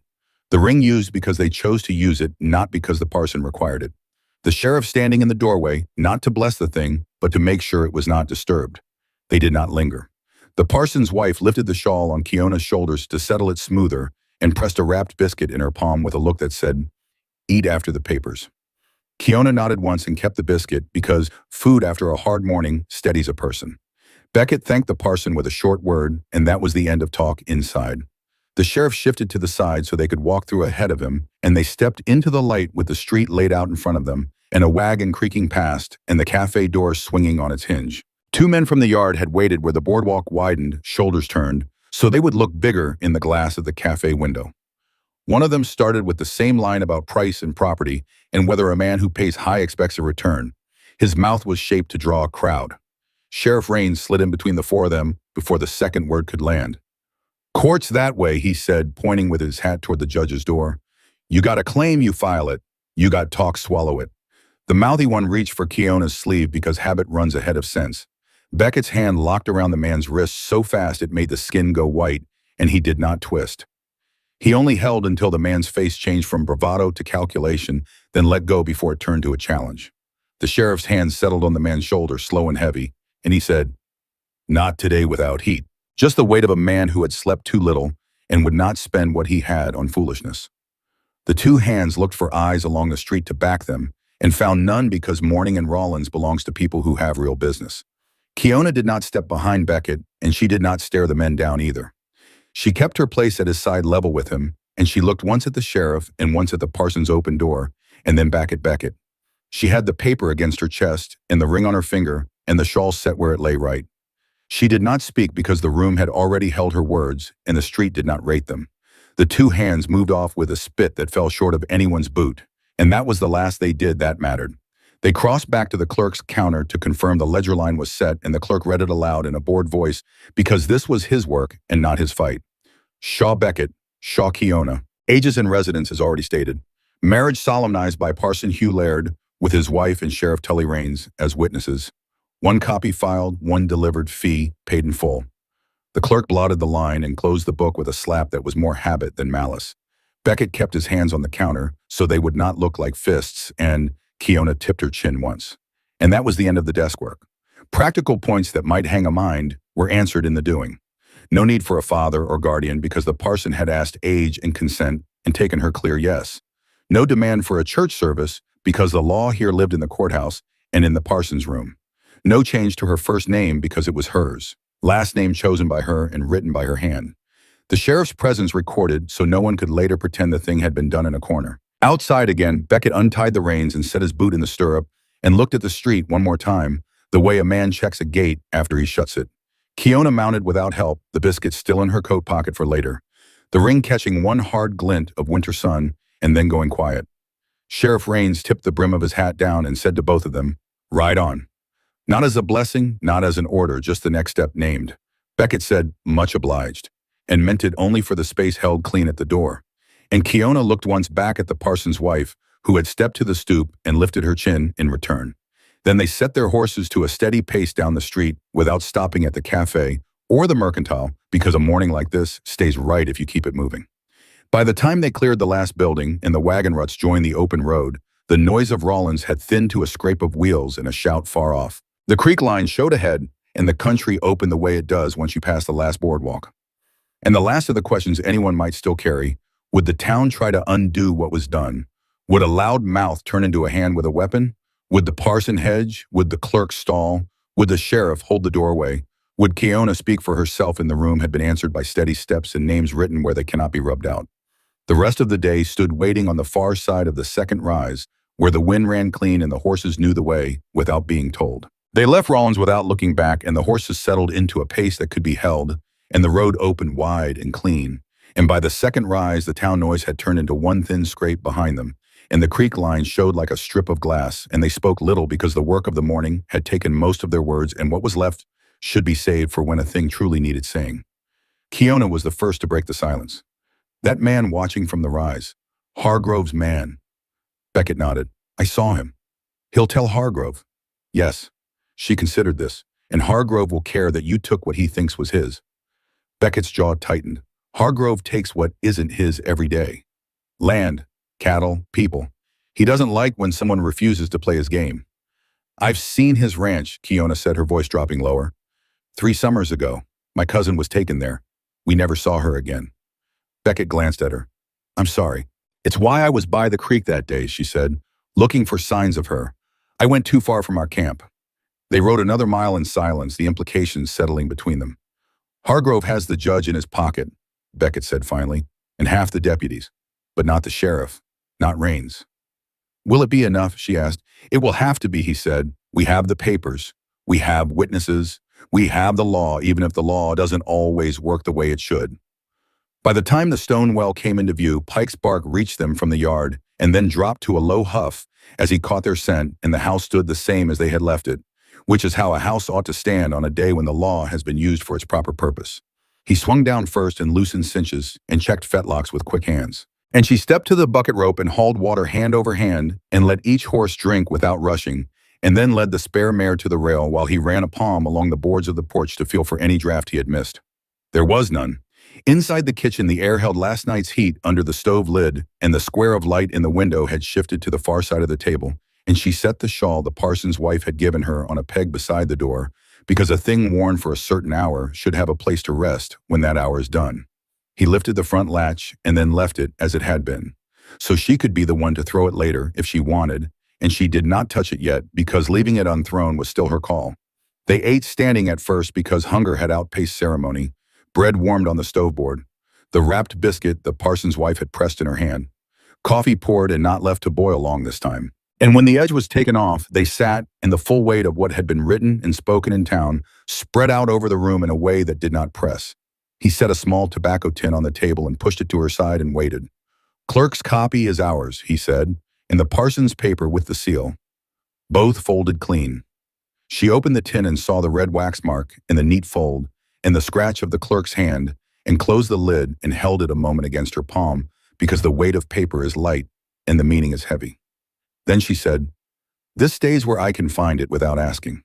And he nodded toward the cedar chest, since that was the best they had until he built something better. He glanced at the mended dress laid across the chair, and then at the seam she had reset at the neckline, and the way it framed her how she chose and not how the yard had torn it. And he did not comment because praise can feel like measuring when a woman has had enough of being measured. He took up hammer and a length of bracewood and walked to the corral, and she followed with a bucket of nails, and the dog trailed and lay where he could keep both of them in sight. The middle rail that had sagged since last thaw lifted with a grunt and held steady while he drove the brace. She set her shoulder under the end without being asked. And he did not call out warnings because she knew how to carry weight, and the board sat tight once the nails bit. And he tested it twice with his hands and once with his hip and then let go. Small work, but it changed the look of the whole pen. In the quiet that followed, she beat the dust from the deerskin on the porch rail with the flat of her palm and clipped 2 fringe ends that had ragged and rethreaded a missing bead from the little packet she had spotted in the trunk. She brushed the wool coat and folded it over the chair back by the window in the spare room. And she set the tobacco tin at the bottom of the trunk and shut the lid and opened it again to be sure her hands could find the hinge, and then shut it once more. She turned the window latch a full turn and left the sash a finger's width so air could move, because air moving means a door is yours to close when you choose. And that was still the rule of the day. The evening settled in and they moved around each other with the ease of people who have found a rhythm that works.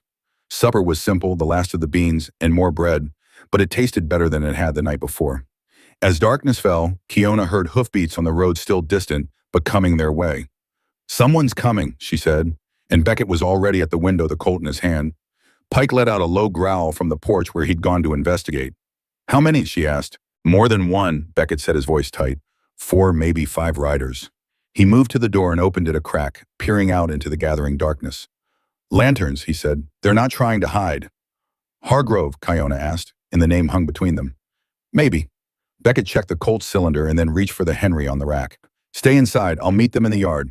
She touched his arm. No, I have papers. I have a name. They face both of us. He looked at her for a long moment, then nodded once. Together, then. They stepped onto the porch as the riders came into view. 5 men on horseback, led by a broad-shouldered figure on a black stallion. Lantern light caught on the silver conchos that studded his saddle and the polished handle of the pistol at his hip. That's Hargrove, Beckett said quietly. Wilson Hargrove. Hargrove reined in at the gate, not bothering to dismount. His face was hard to make out in the darkness, but his voice carried clearly across the yard. Evening, Shaw, he called. Heard you got yourself a wife today. What business is that of yours, Hargrove? Beckett called back, the Henry held loose but ready at his side. Hargrove laughed, a sound without humor. Could be my business when the woman's stolen property. No one here is property, Beckett replied, and no one's stolen. That right, Hargrove shifted in his saddle. Funny how 3 of my men tell a different story. Say they caught this squaw trespassing on my land. Say they were bringing her in for the law to deal with when you interfered. Your men lie, Kiona said, her voice carrying clear in the night air. And I have papers that say I'm Kiona Shaw, not property. Hargrove's attention shifted to her, and even in the dim light she could feel the weight of his stare. Papers, he said, drawing out the word. Funny thing about papers. They can get lost. They can burn. They can be ruled invalid by a judge who knows the territory's interests. What do you want, Hargrove? Beckett asked, cutting through the threats. What I always want, Shaw. A fair deal. Hargrove leaned forward on his saddle horn. I'm buying land in this valley.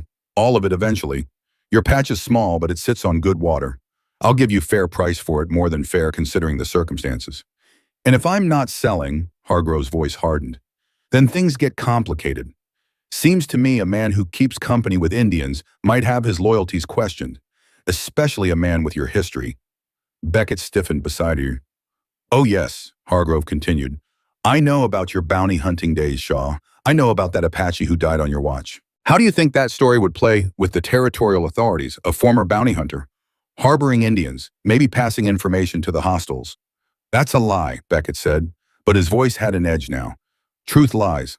Hargrove waved a hand dismissively. It's what people believe that matters, and people around here believe what I tell them to believe. He straightened in his saddle. I'll give you a week to think on my offer. Fair price for your land, and you too can leave the territory with no trouble. Or stay and see how much trouble I can make. With that, he wheeled his horse and started to ride away, then paused and looked back. 1 week, Shaw, and keep your wife close.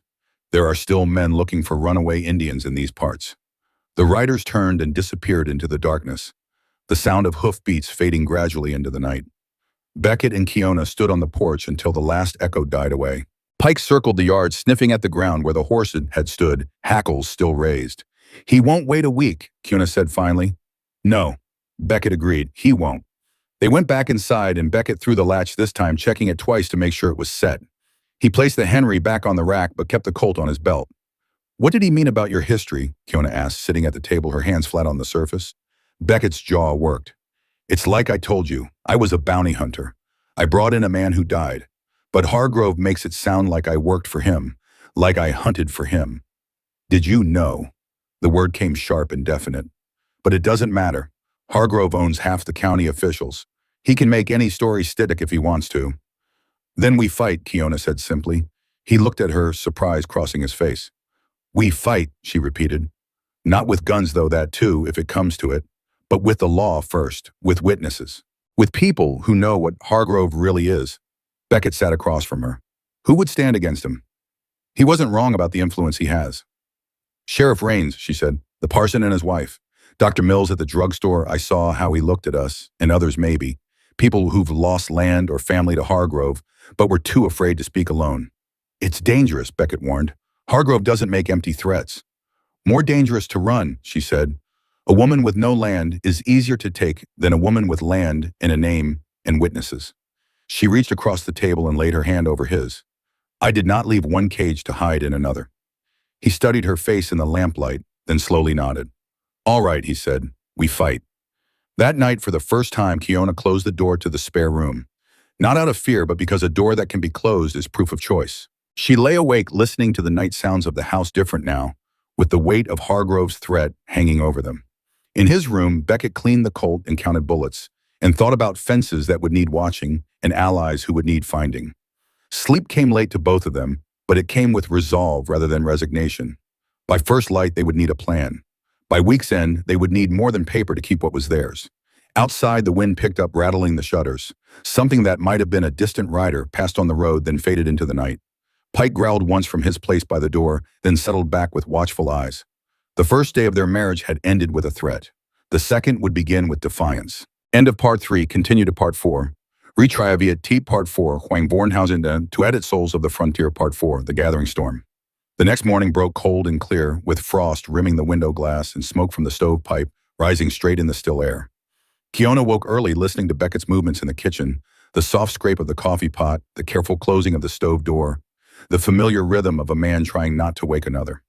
She rose and dressed in the deerskin dress with the mended seams, running her fingers over the tin ring that caught the first pale light through the window. She opened the door she had closed the night before and stepped into the shared space of the house. Beckett looked up from the stove, nodding once in greeting. His face showed the marks of too little sleep, but his eyes were clear and focused.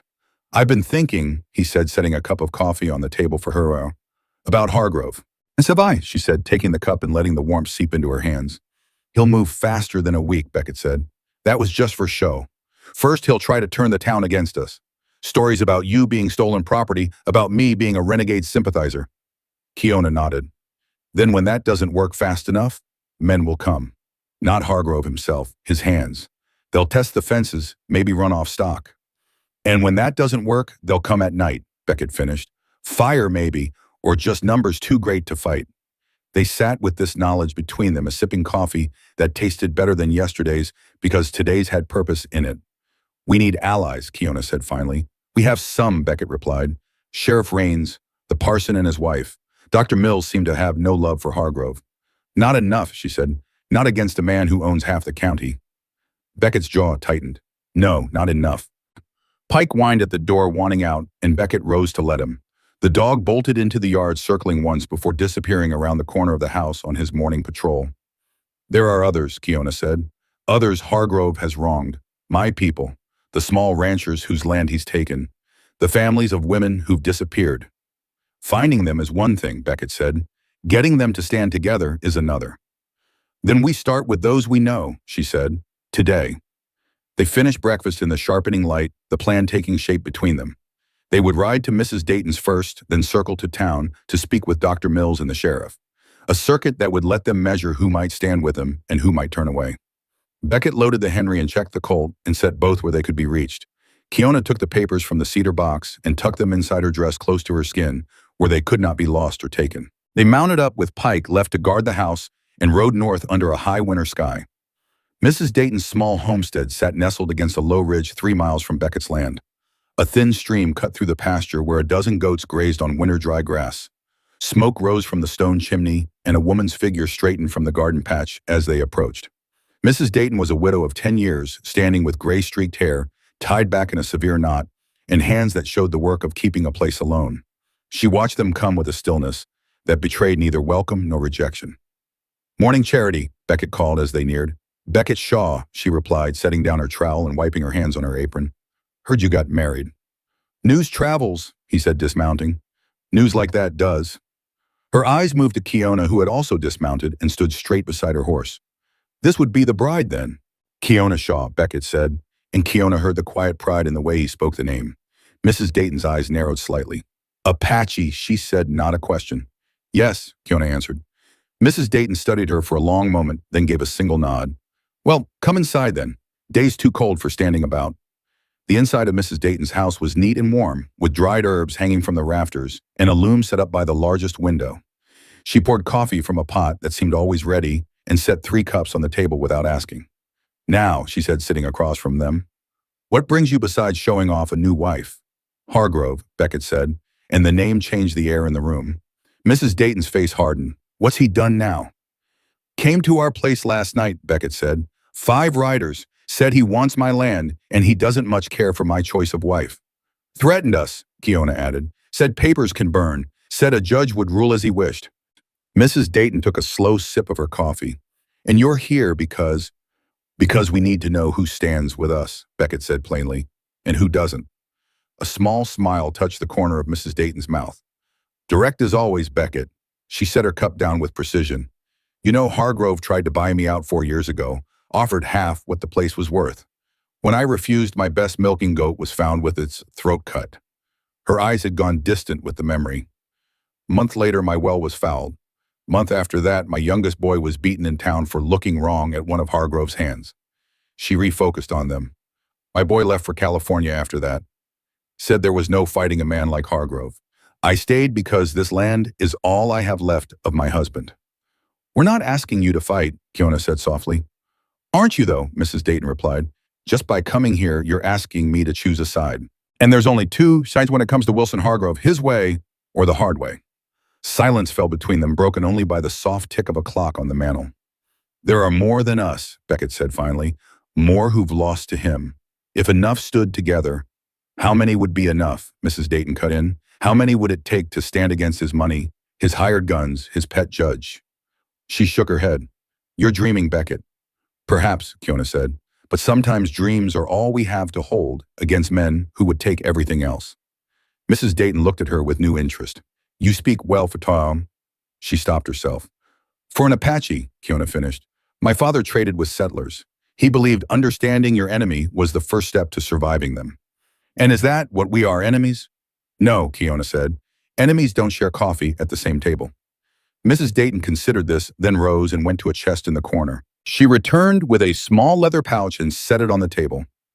My husband's, she said. Carried it through the war, said it saved his life at Shiloh when it stopped a piece of shrapnel. She pushed it toward them. Inside is a letter, proof that Hargrove paid men to threaten homesteaders north of the creek. Proof I've been too afraid to use. Beckett reached for the pouch, but Mrs. Dayton kept her hand on it.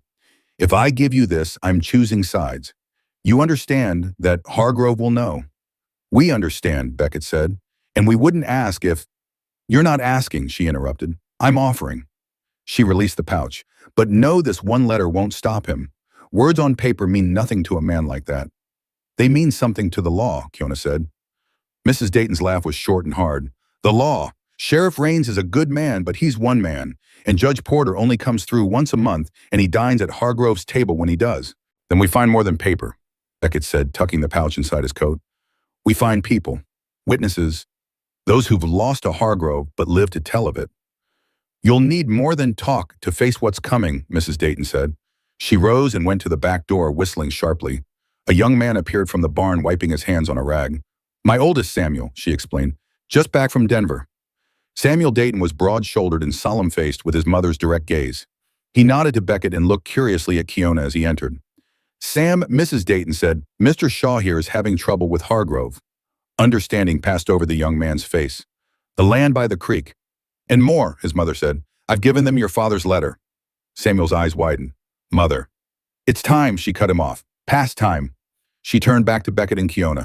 Sam will ride to town each day, check on your place when you can't. Extra eyes are worth more than words when trouble's brewing. We can't ask, Beckett began. You didn't, Mrs. Dayton said firmly. Now finish your coffee and be on your way. If you're gathering allies, you've got ground to cover. They left the Dayton place with the letter secure in Beckett's coat and the promise of Samuel's watchful eyes when they couldn't be home. It wasn't the army they needed, but it was a beginning. The ride to town took longer than the day before, the horses picking their way carefully across the frozen ground.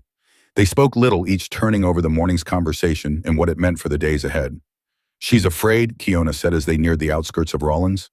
With reason, Beckett replied. Hargrove isn't known for his forgiving nature. Yet she gave us the letter. Some fears run less deep than others, he said. Fear of losing her land, her last son, that runs deeper than fear of Hargrove.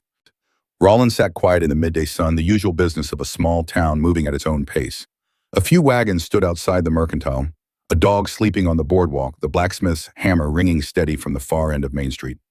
Nothing to show that today was different from yesterday, except that yesterday they had ridden in unmarried, and today they rode in with targets on their backs.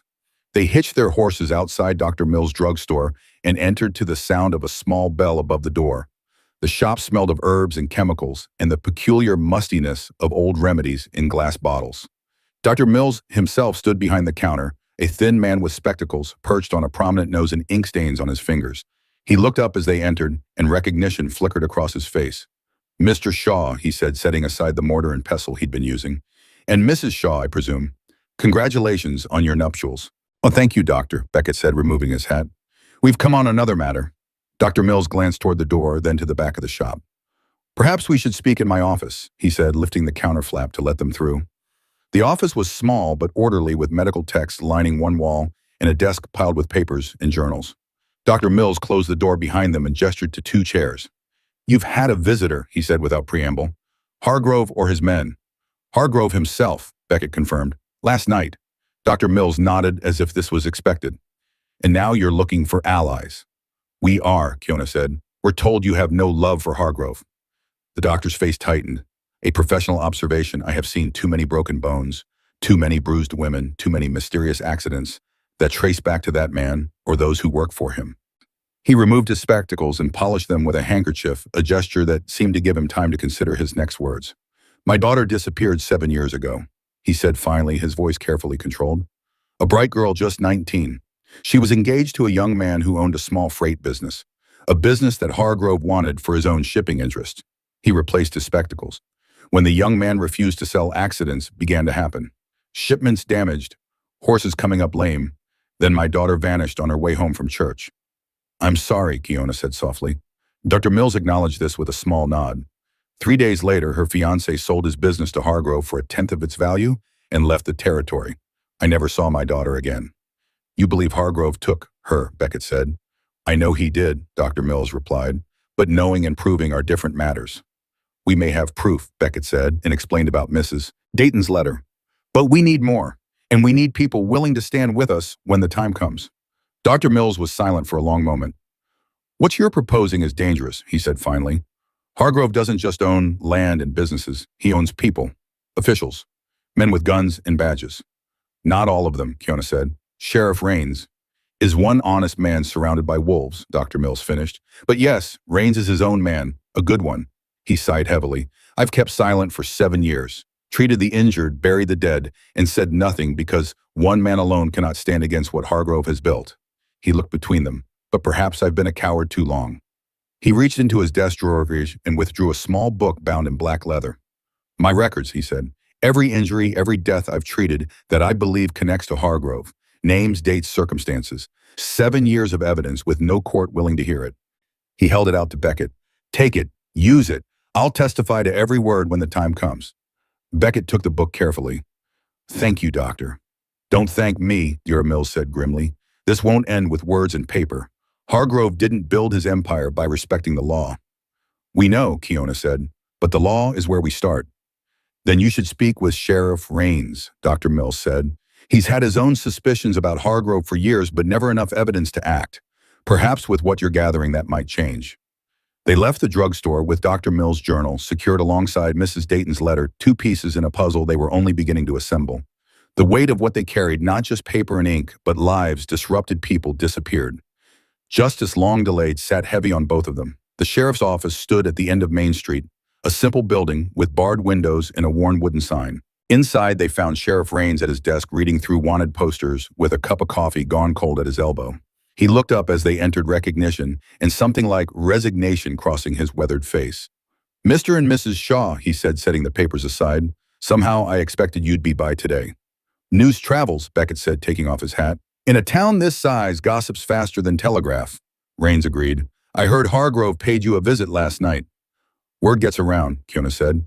"My deputy saw them riding out," Rains explained. 5 men, Hargrove in the lead, heading for your place. Wasn't hard to figure what that meant." He gestured to the chairs facing his desk. "Sit. Tell me what was said." They sat and Beckett recounted the conversation with Hargrove, the threats veiled and unveiled, the 1-week deadline, the implications about Beckett's past and Kiona's status. Sheriff Rains listened without interruption, his face giving nothing away.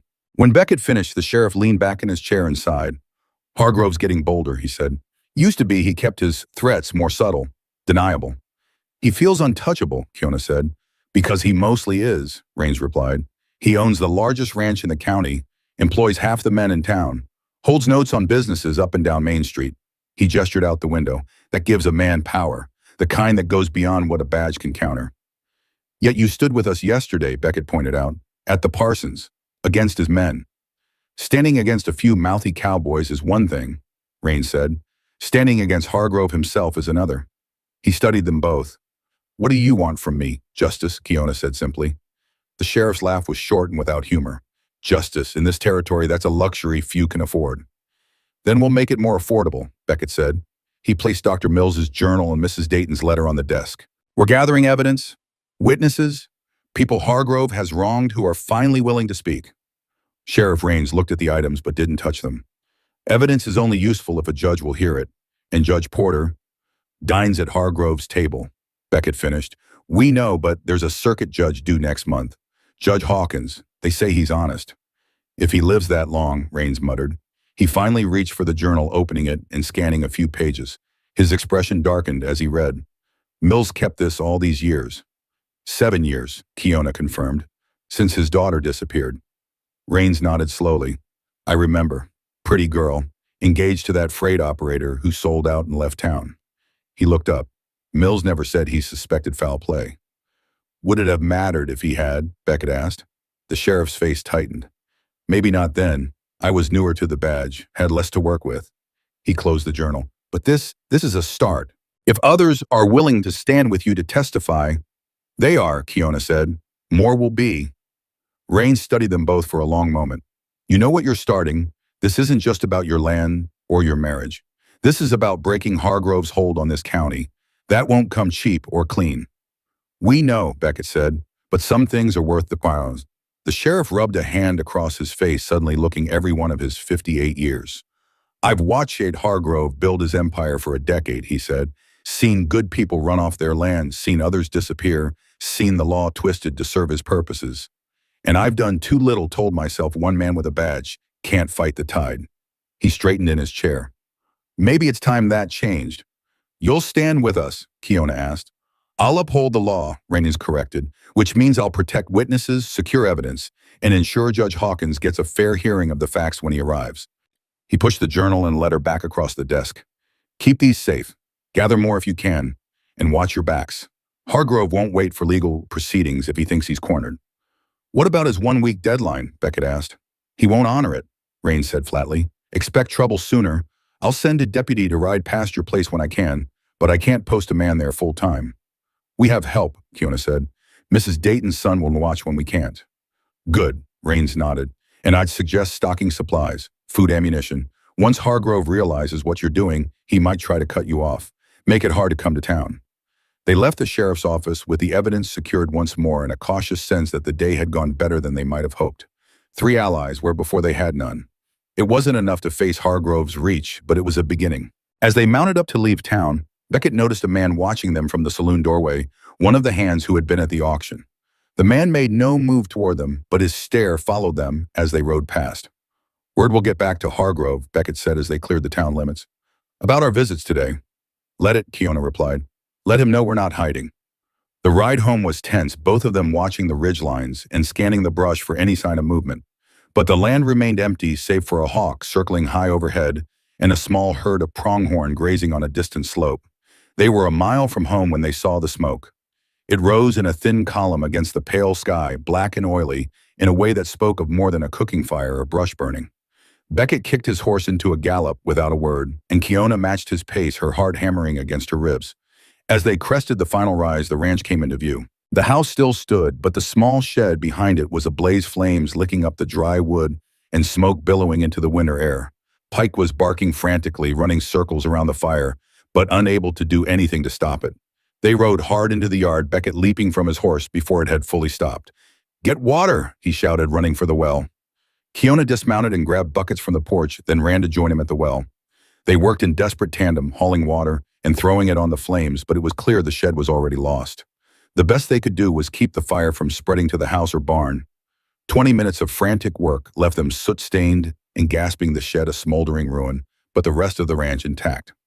Pike whined at their feet, his fur singed in places where he'd gotten too close to the flames. They weren't trying to burn us out, Beckett said, looking at the blackened timbers. Not yet. This was a message. Kiona nodded, wiping sweat and ash from her face. The first warning. They searched the yard carefully and found what they expected: hoof prints of several horses fresh enough to have been made within the hour. 4 riders, maybe 5, who had come while they were in town, set the fire and ridden off. Hargrove doesn't wait, Kiona said, studying the tracks. Just as Sheriff Rain said. Beckett's face was grim as he surveyed the damage. The shed had held tools, spare lumber seed for spring planting, things that could be replaced, but would cost money and time they could ill afford to spend. This is just the beginning, he said. They'll be back, and next time they won't stop at the shed. Kiona touched his arm. Then we better be ready. They spent the remaining daylight hours securing what they could. Beckett moved his most essential tools to the barn and reinforced the door with a heavy bar. Kiona brought water into the house in case the well was tampered with and set their food stores where they could be quickly gathered if needed. As darkness fell, they sat at the table with the lamp turned low, the evidence they had gathered spread before them to Mills's journal. Mrs. Dayton's letter, their own marriage certificate, and the torn halves of the sale paper from the auction yard. Pieces of a story that was still being written. Tomorrow we ride to the Apache camp at the reservation line, Kiona said. My cousin Winter Fox is there. He will have stories of Hargrove's men taking women stealing horses. It's risky, Beckett said. The Indian agent watches those camps closely. If he's in Hargrove's pocket, he is, Kiona confirmed. But there are ways to speak and he won't see or hear. My people have been hiding words from white men for generations. Beckett nodded slowly. All right, we leave at first light. They banked the stove for the night and checked the doors and windows, setting small tells that would alert them if anything had been disturbed, a thread across the door, a stick balanced on the sill. Small precautions against whatever might come in the darkness. In the spare room, their room now, though the name lingered, Kiona changed into the white shirt Beckett had given her that first day. It felt like a lifetime ago already. She ran her fingers over the tin ring on her finger, the simple band that now carried so much meaning. She turned to find Beckett watching her from the doorway, his face half in shadow. I'm sorry, he said quietly, for bringing this trouble to your door. It is our door now, she replied, and the trouble was coming either way. Hargrove would never have let an Apache woman leave that auction yard and live free. He crossed to her and took her hands in his calloused thumbs running gently over her knuckles. We'll fight, he said, and we might lose. You should know that. I've been losing all my life, Kiona said. My land, my people, my freedom, but I am still here. She met his eyes steadily, and now I have something worth fighting for. What's that? He asked. A choice, she said simply. My choice, to stand, to fight, to live or die as Kiona Shaw, not as someone's property. He nodded once, understanding in his eyes. Then we stand together. Outside, the wind picked up, rattling the repaired shutter. Something that might have been a distant rider passed on the road, then faded into the night. Pike growled once from his place by the door, then settled back with watchful eyes. Their second day of marriage had ended with fire. The third would begin with defiance. Dawn came with a thin gray light that barely penetrated the frost-covered windows. Kiona woke to the familiar sounds of Beckett moving through the house, the soft creak of floorboards, the careful closing of cabinet doors, the rhythmic scrape of a knife against the whetstone. She dressed quickly in the chill air, the deerskin dress now feeling like armor rather than merely clothing. When she stepped into the main room, Beckett looked up from his work at the table. The Henry rifle lay cleaned and oiled before him, and a row of cartridges gleamed in the early light. Ready? He asked simply. She nodded, touching the papers secured inside her dress. Always. They ate a quick breakfast of cold bread and dried beef, both understanding that today's journey carried different risks than yesterday's. The Apache camp at the reservation line was watched carefully by both the Army and the Indian agent, a man named Crawford, who was known for his harsh enforcement of boundaries and restrictions. If we're stopped, Beckett said as he checked the cinch on her saddle, we say we're trading for hides. Nothing about witnesses or Hargrove. Crawford reports to Hargrove, Kiona confirmed. Every Apache knows this. Nothing is said near him that we don't want carried to white ears. Pike circled the yard restlessly as they prepared to leave, sensing the tension in their movements. Beckett bent to scratch behind the dog's ears.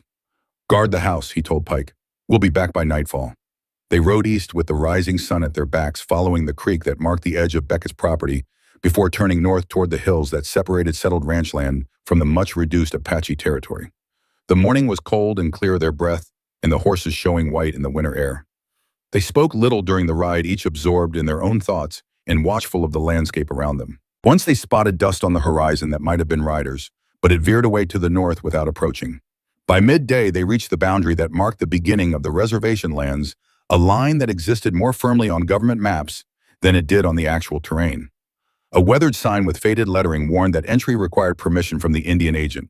Beyond this point, Beckett said, reining in, "You lead." Kiona nodded, appreciating that he understood what it meant to cross this boundary. For him, it was entering restricted territory. For her, it was returning to a shadow of what had once been home. They rode another hour following game trails, rather than the more obvious paths that would be watched by the agent's scouts. The land grew rougher, less touched by white settlement, with juniper and piñon pine clustering on the rocky slopes. They crested a small rise, and the camp came into view below a collection of canvas tents and brush shelters arranged in a loose circle near a small stream.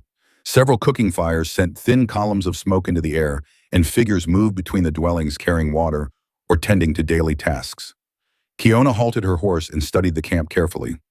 "No soldiers visible," she said, "and Crawford's wagon isn't there. This is good." "How will they receive us?" Beckett asked, aware that his presence as a white man would not be welcomed by all. "With caution," she answered truthfully, "but my cousin Winter Fox is an elder now. His word carries weight." They approached slowly, making no attempt to conceal their arrival. Before they reached the first dwellings, 3 men on horseback rode out to meet them. They carried no visible weapons, but Beckett knew that didn't mean they were unarmed. Kiona raised her hand in greeting and spoke in Apache. The lead rider, an older man with deep lines etched into his face, responded in the same language. His eyes moved constantly between Kiona and Beckett, assessing, measuring. After a brief exchange, Kiona turned to Beckett. "This is Strong Walker. He will take us to Winter Fox." The Apache riders escorted them into the camp, where their arrival drew curious stares from women working outside the tents and children who paused in their play to watch the strangers. Beckett felt the weight of dozens of eyes upon him, questioning his presence in this place. They dismounted outside a larger tent set somewhat apart from the others. Strong Walker spoke to the guard at the entrance, who disappeared inside. A moment later, an elderly man emerged, his face weathered as old leather, but his eyes sharp and clear. "Winter Fox," Kiona said, stepping forward. The old man studied her for a long moment, then broke into a smile that transformed his stern features. He spoke rapidly in Apache, clasping Kiona's hands in his. "My cousin welcomes us," she translated for Beckett. "He thought I was dead." Winter Fox turned his attention to Beckett, his expression returning to careful neutrality. He spoke again, and Kiona translated. "He asked why you bring me here with a white man's ring on my finger." Beckett met the old man's gaze directly.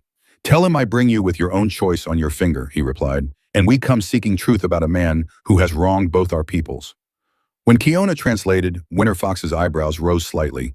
He gestured for them to enter the tent. Inside, the air was warm from a small fire pit at the center, the smoke rising through a hole in the roof. Winter Fox sat cross-legged on a blanket and motioned for them to do the same. A young woman brought them cups of hot tea made from local herbs, then withdrew silently. For the next hour, Kiona and Winter Fox spoke in Apache, the conversation flowing like water around stones, touching on family events since they had last met, careful questions about her captivity and marriage. Beckett sat patiently, understanding that this reconnection was necessary before any business could be discussed. Finally, Winter Fox turned to Beckett and spoke in halting but clear English. "My cousin says you save her from bad men, that you give paper and name but ask nothing. This true? It's true I tore the paper that would have made her property," Beckett answered, "but she saved herself by her own strength. I only opened a door." Winter Fox nodded slowly, seeming to approve of this answer. "Why you come here now, dangerous for white man.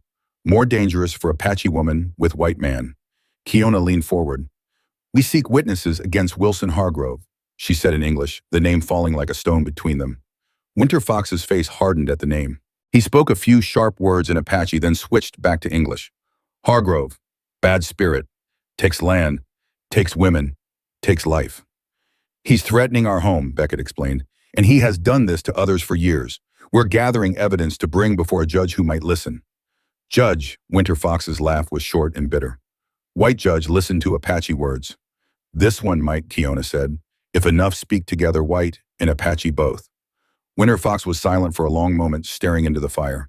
When he looked up, his eyes were distant with memory. "3 summers passed," he said slowly. "Hargrove men come in night, take 4 young women, say they trespass on ranch land. We tell Agent Crawford. He say nothing can do. Women never return." He reached for a small pouch at his waist and withdrew something wrapped in soft leather. Carefully unfolding it, he revealed a silver concho, a decorative piece from a belt or bridle with a distinctive mark stamped into the metal. "One girl she fight, tear this from man who take her. Her mother keep." He held it out to Beckett.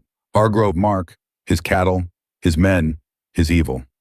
Beckett took the concho, examining the stylized H worked into the design. This connects him directly to the kidnappings, he said to Kiona.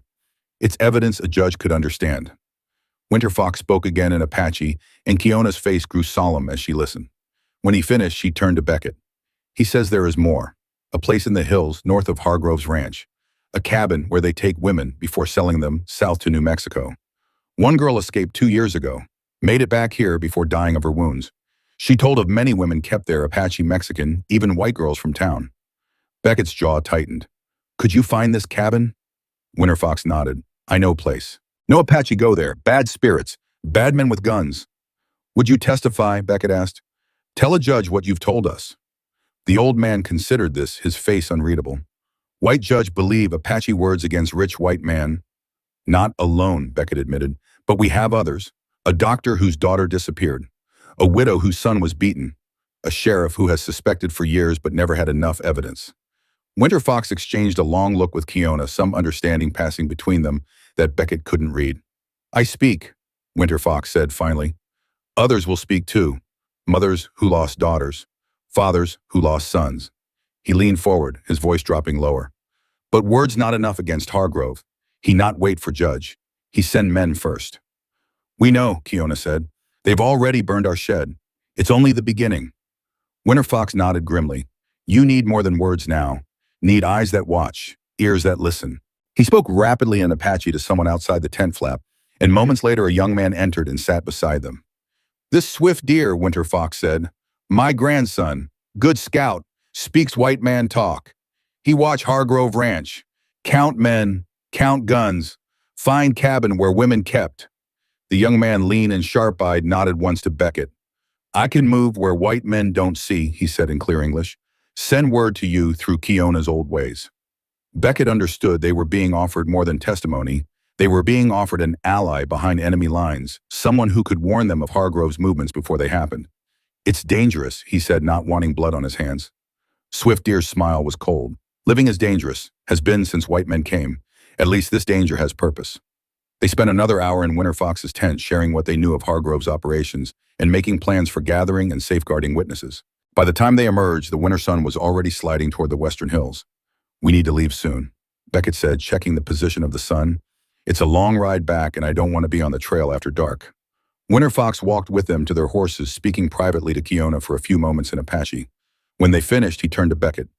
You protect my cousin, he said, his voice carrying both gratitude and warning. She is last of her mother's line. Very precious. I know, Beckett replied simply. Winterfox nodded, satisfied. Go different way back, he advised. Crawford's men patrol South Trail in evening. Go west through high rocks. Longer, but safer. They mounted up the silver concho, now secured with their other evidence.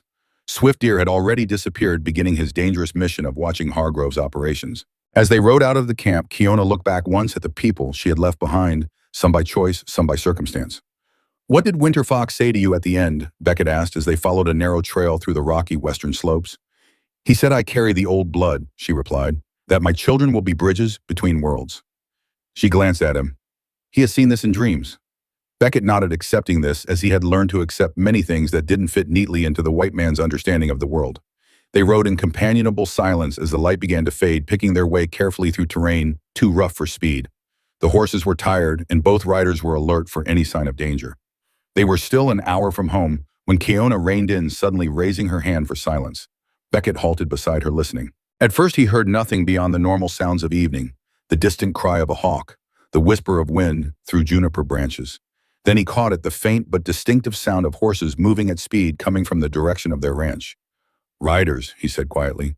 More than two. Kiona nodded, her face tight with concern. Moving fast from our land. Without another word, they urged their tired horses forward, following a route that would bring them to the ranch from the north instead of the east. The rocky ground made for slow going, but it also allowed them to approach unseen, cresting the final rise as the last light was fading from the sky. What they saw froze the blood in their veins. Smoke. Not the thin wisp from a cooking fire or the small black column from the shed burning. This was a billowing cloud that rose from where their barn had stood, flames still visible even from this distance as they consumed the wooden structure. No, Beckett breathed, already spurring his horse forward. They galloped the final distance, caution abandoned in the face of what lay before them. As they thundered into the yard, the full extent of the damage became clear. The barn was entirely engulfed beyond any hope of saving. The corral fence had been torn down in places, and the gate hung from a single hinge. Pike was nowhere to be seen. "Pike?" Beckett called, his voice cracking with strain. "Pike?" A weak bark answered from behind the house, and they both ran toward the sound. They found the dog, lying in the shadows, blood matting the fur on his right shoulder, where a bullet had grazed him. Kiona knelt beside the injured animal, checking the wound with gentle hands. "Not deep," she said with relief. "He will heal." Beckett ran a shaking hand over the dog's head, then stood to survey the rest of the property. The house still stood, but several windows had been broken, and the front door hung open, swinging slightly in the evening breeze. "Stay here," he told Kiona, drawing the Colt from his holster. "No," she said firmly, rising to stand beside him. Together. They approached the house cautiously, Beckett leading with the pistol ready. The front room had been ransacked, furniture overturned, the stovepipe knocked loose, dishes shattered on the floor. But the real damage was more deliberate. The cedar chest Beckett had made lay splintered, its contents scattered. The shelf where they had kept their papers had been cleared, everything thrown to the floor and trampled. Kiona moved quickly to where the tobacco tin had fallen, its lid sprung open and contents spilled. The Parsons certificate was gone. So was Mrs. Dayton's letter. Only scraps remained of Dr. Mill's journal, as if someone had methodically torn out pages before throwing the rest aside. "They took the evidence," she said, her voice hollow. Beckett nodded grimly, still checking the house room by room to ensure no one remained hidden. When he was satisfied they were alone, he returned to the main room where Kiona knelt among the wreckage of their home. "The concho?" he asked. She reached into her dress and withdrew the silver piece still safely secured against her skin, along with their marriage certificate. "They didn't get everything," she said with grim satisfaction. Beckett helped her to her feet, both of them standing amid the destruction that had been their home just hours before. Outside, the barn continued to burn, casting an orange glow through the broken windows. "Hargrove?" she asked, though it wasn't really a question. "Hargrove," Beckett confirmed. "He's not waiting for his deadline now.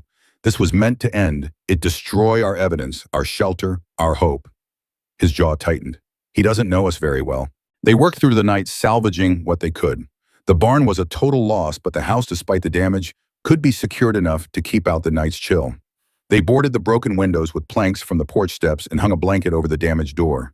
Pike lay near the stove, his wound cleaned and bandaged, watching them with solemn eyes as they put their home back together piece by piece. By dawn, they had restored some semblance of order to the main room, though the evidence of violence remained in every splintered board and broken dish. As the first gray light filtered through the boarded windows, Beckett sat heavily at the righted table, exhaustion finally catching up to him. Kiona joined him, her hands raw from hours of work, but her eyes clear and determined.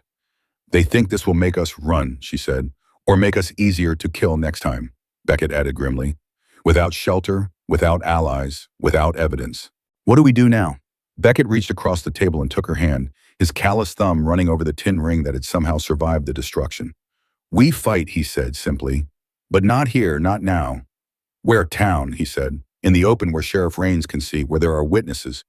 We bring this to Hargrove's door instead of waiting for him to come back to ours." Kiona considered this. "The judge doesn't arrive for 3 more weeks. We can't hide that long, and we can't fight Hargrove's men alone." "We won't be alone," Beckett said. "Swift Ear is watching. Mrs. Dayton's son is our ally. Dr. Mills will stand with us. And Sheriff Raines may not be able to act without evidence, but he can keep the peace in his own town. So we go to Rollins," she said, working through the plan. "We gather what allies we have. We rebuild our case. And we force Hargrove to act in public where even his money can't hide everything." Beckett's face was set with determination. "He's used to fighting from the shadows. Let's draw him into the light." They rested for a few hours, taking turns keeping watch, then began preparing for the journey to town. They packed what little food remained, the few clothes that hadn't been destroyed, and the precious concho that now represented their best piece of evidence. Pike insisted on coming despite his injury, refusing to be left behind again. Kiona fashioned a sling that would allow the dog to ride with Beckett, his wounded shoulder protected from further harm. As they prepared to leave, Beckett took one last look at the ranch, the burned-out shell of the barn, the damaged house, the trampled garden, where Kiona had planned to plant beans in spring.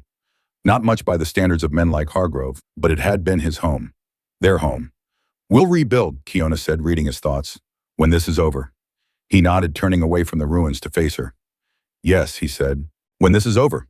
They rode to town by the main road this time, making no attempt to hide their approach. Word would reach Hargrove soon enough anyway. Let him know they were not running, not cowering, not broken by his attack. Rollins appeared on the horizon just before noon, the usual bustle of a small town going about its business. As they rode down Main Street, people stopped to stare at their soot-stained clothes at Pike in his makeshift sling, at the grim determination on their faces. They hitched their horses outside the sheriff's office and entered to find Rains at his desk sorting through wanted posters. He looked up as they entered, his weathered face registering shock at their appearance. "What in God's name?" he began, rising quickly. "Hargrove's men," Beckett said simply, "burned the barn, ransacked the house, took the evidence we'd gathered." Sheriff Rains sank back into his chair, his face darkening with anger. "When yesterday, while we were gone," Kiona answered, "we were gathering testimony from my people about women Hargrove has taken." Rains shook his head slowly. "I knew he'd move against you, but not this fast, not this open." "He's scared," Beckett said. "Scared of what we're gathering, scared of what might happen when Judge Hawkins arrives. And now he thinks he's won," Kiona added, "by destroying our home and our evidence." The sheriff studied them both, noting the resolve in their postures despite the exhaustion evident in their faces. "What do you want from me?" he asked finally. "Sanctuary," Beckett replied. "Not hiding, that won't work against Hargrove. But a place in town where we can regroup, where we can be seen, where an attack would have witnesses."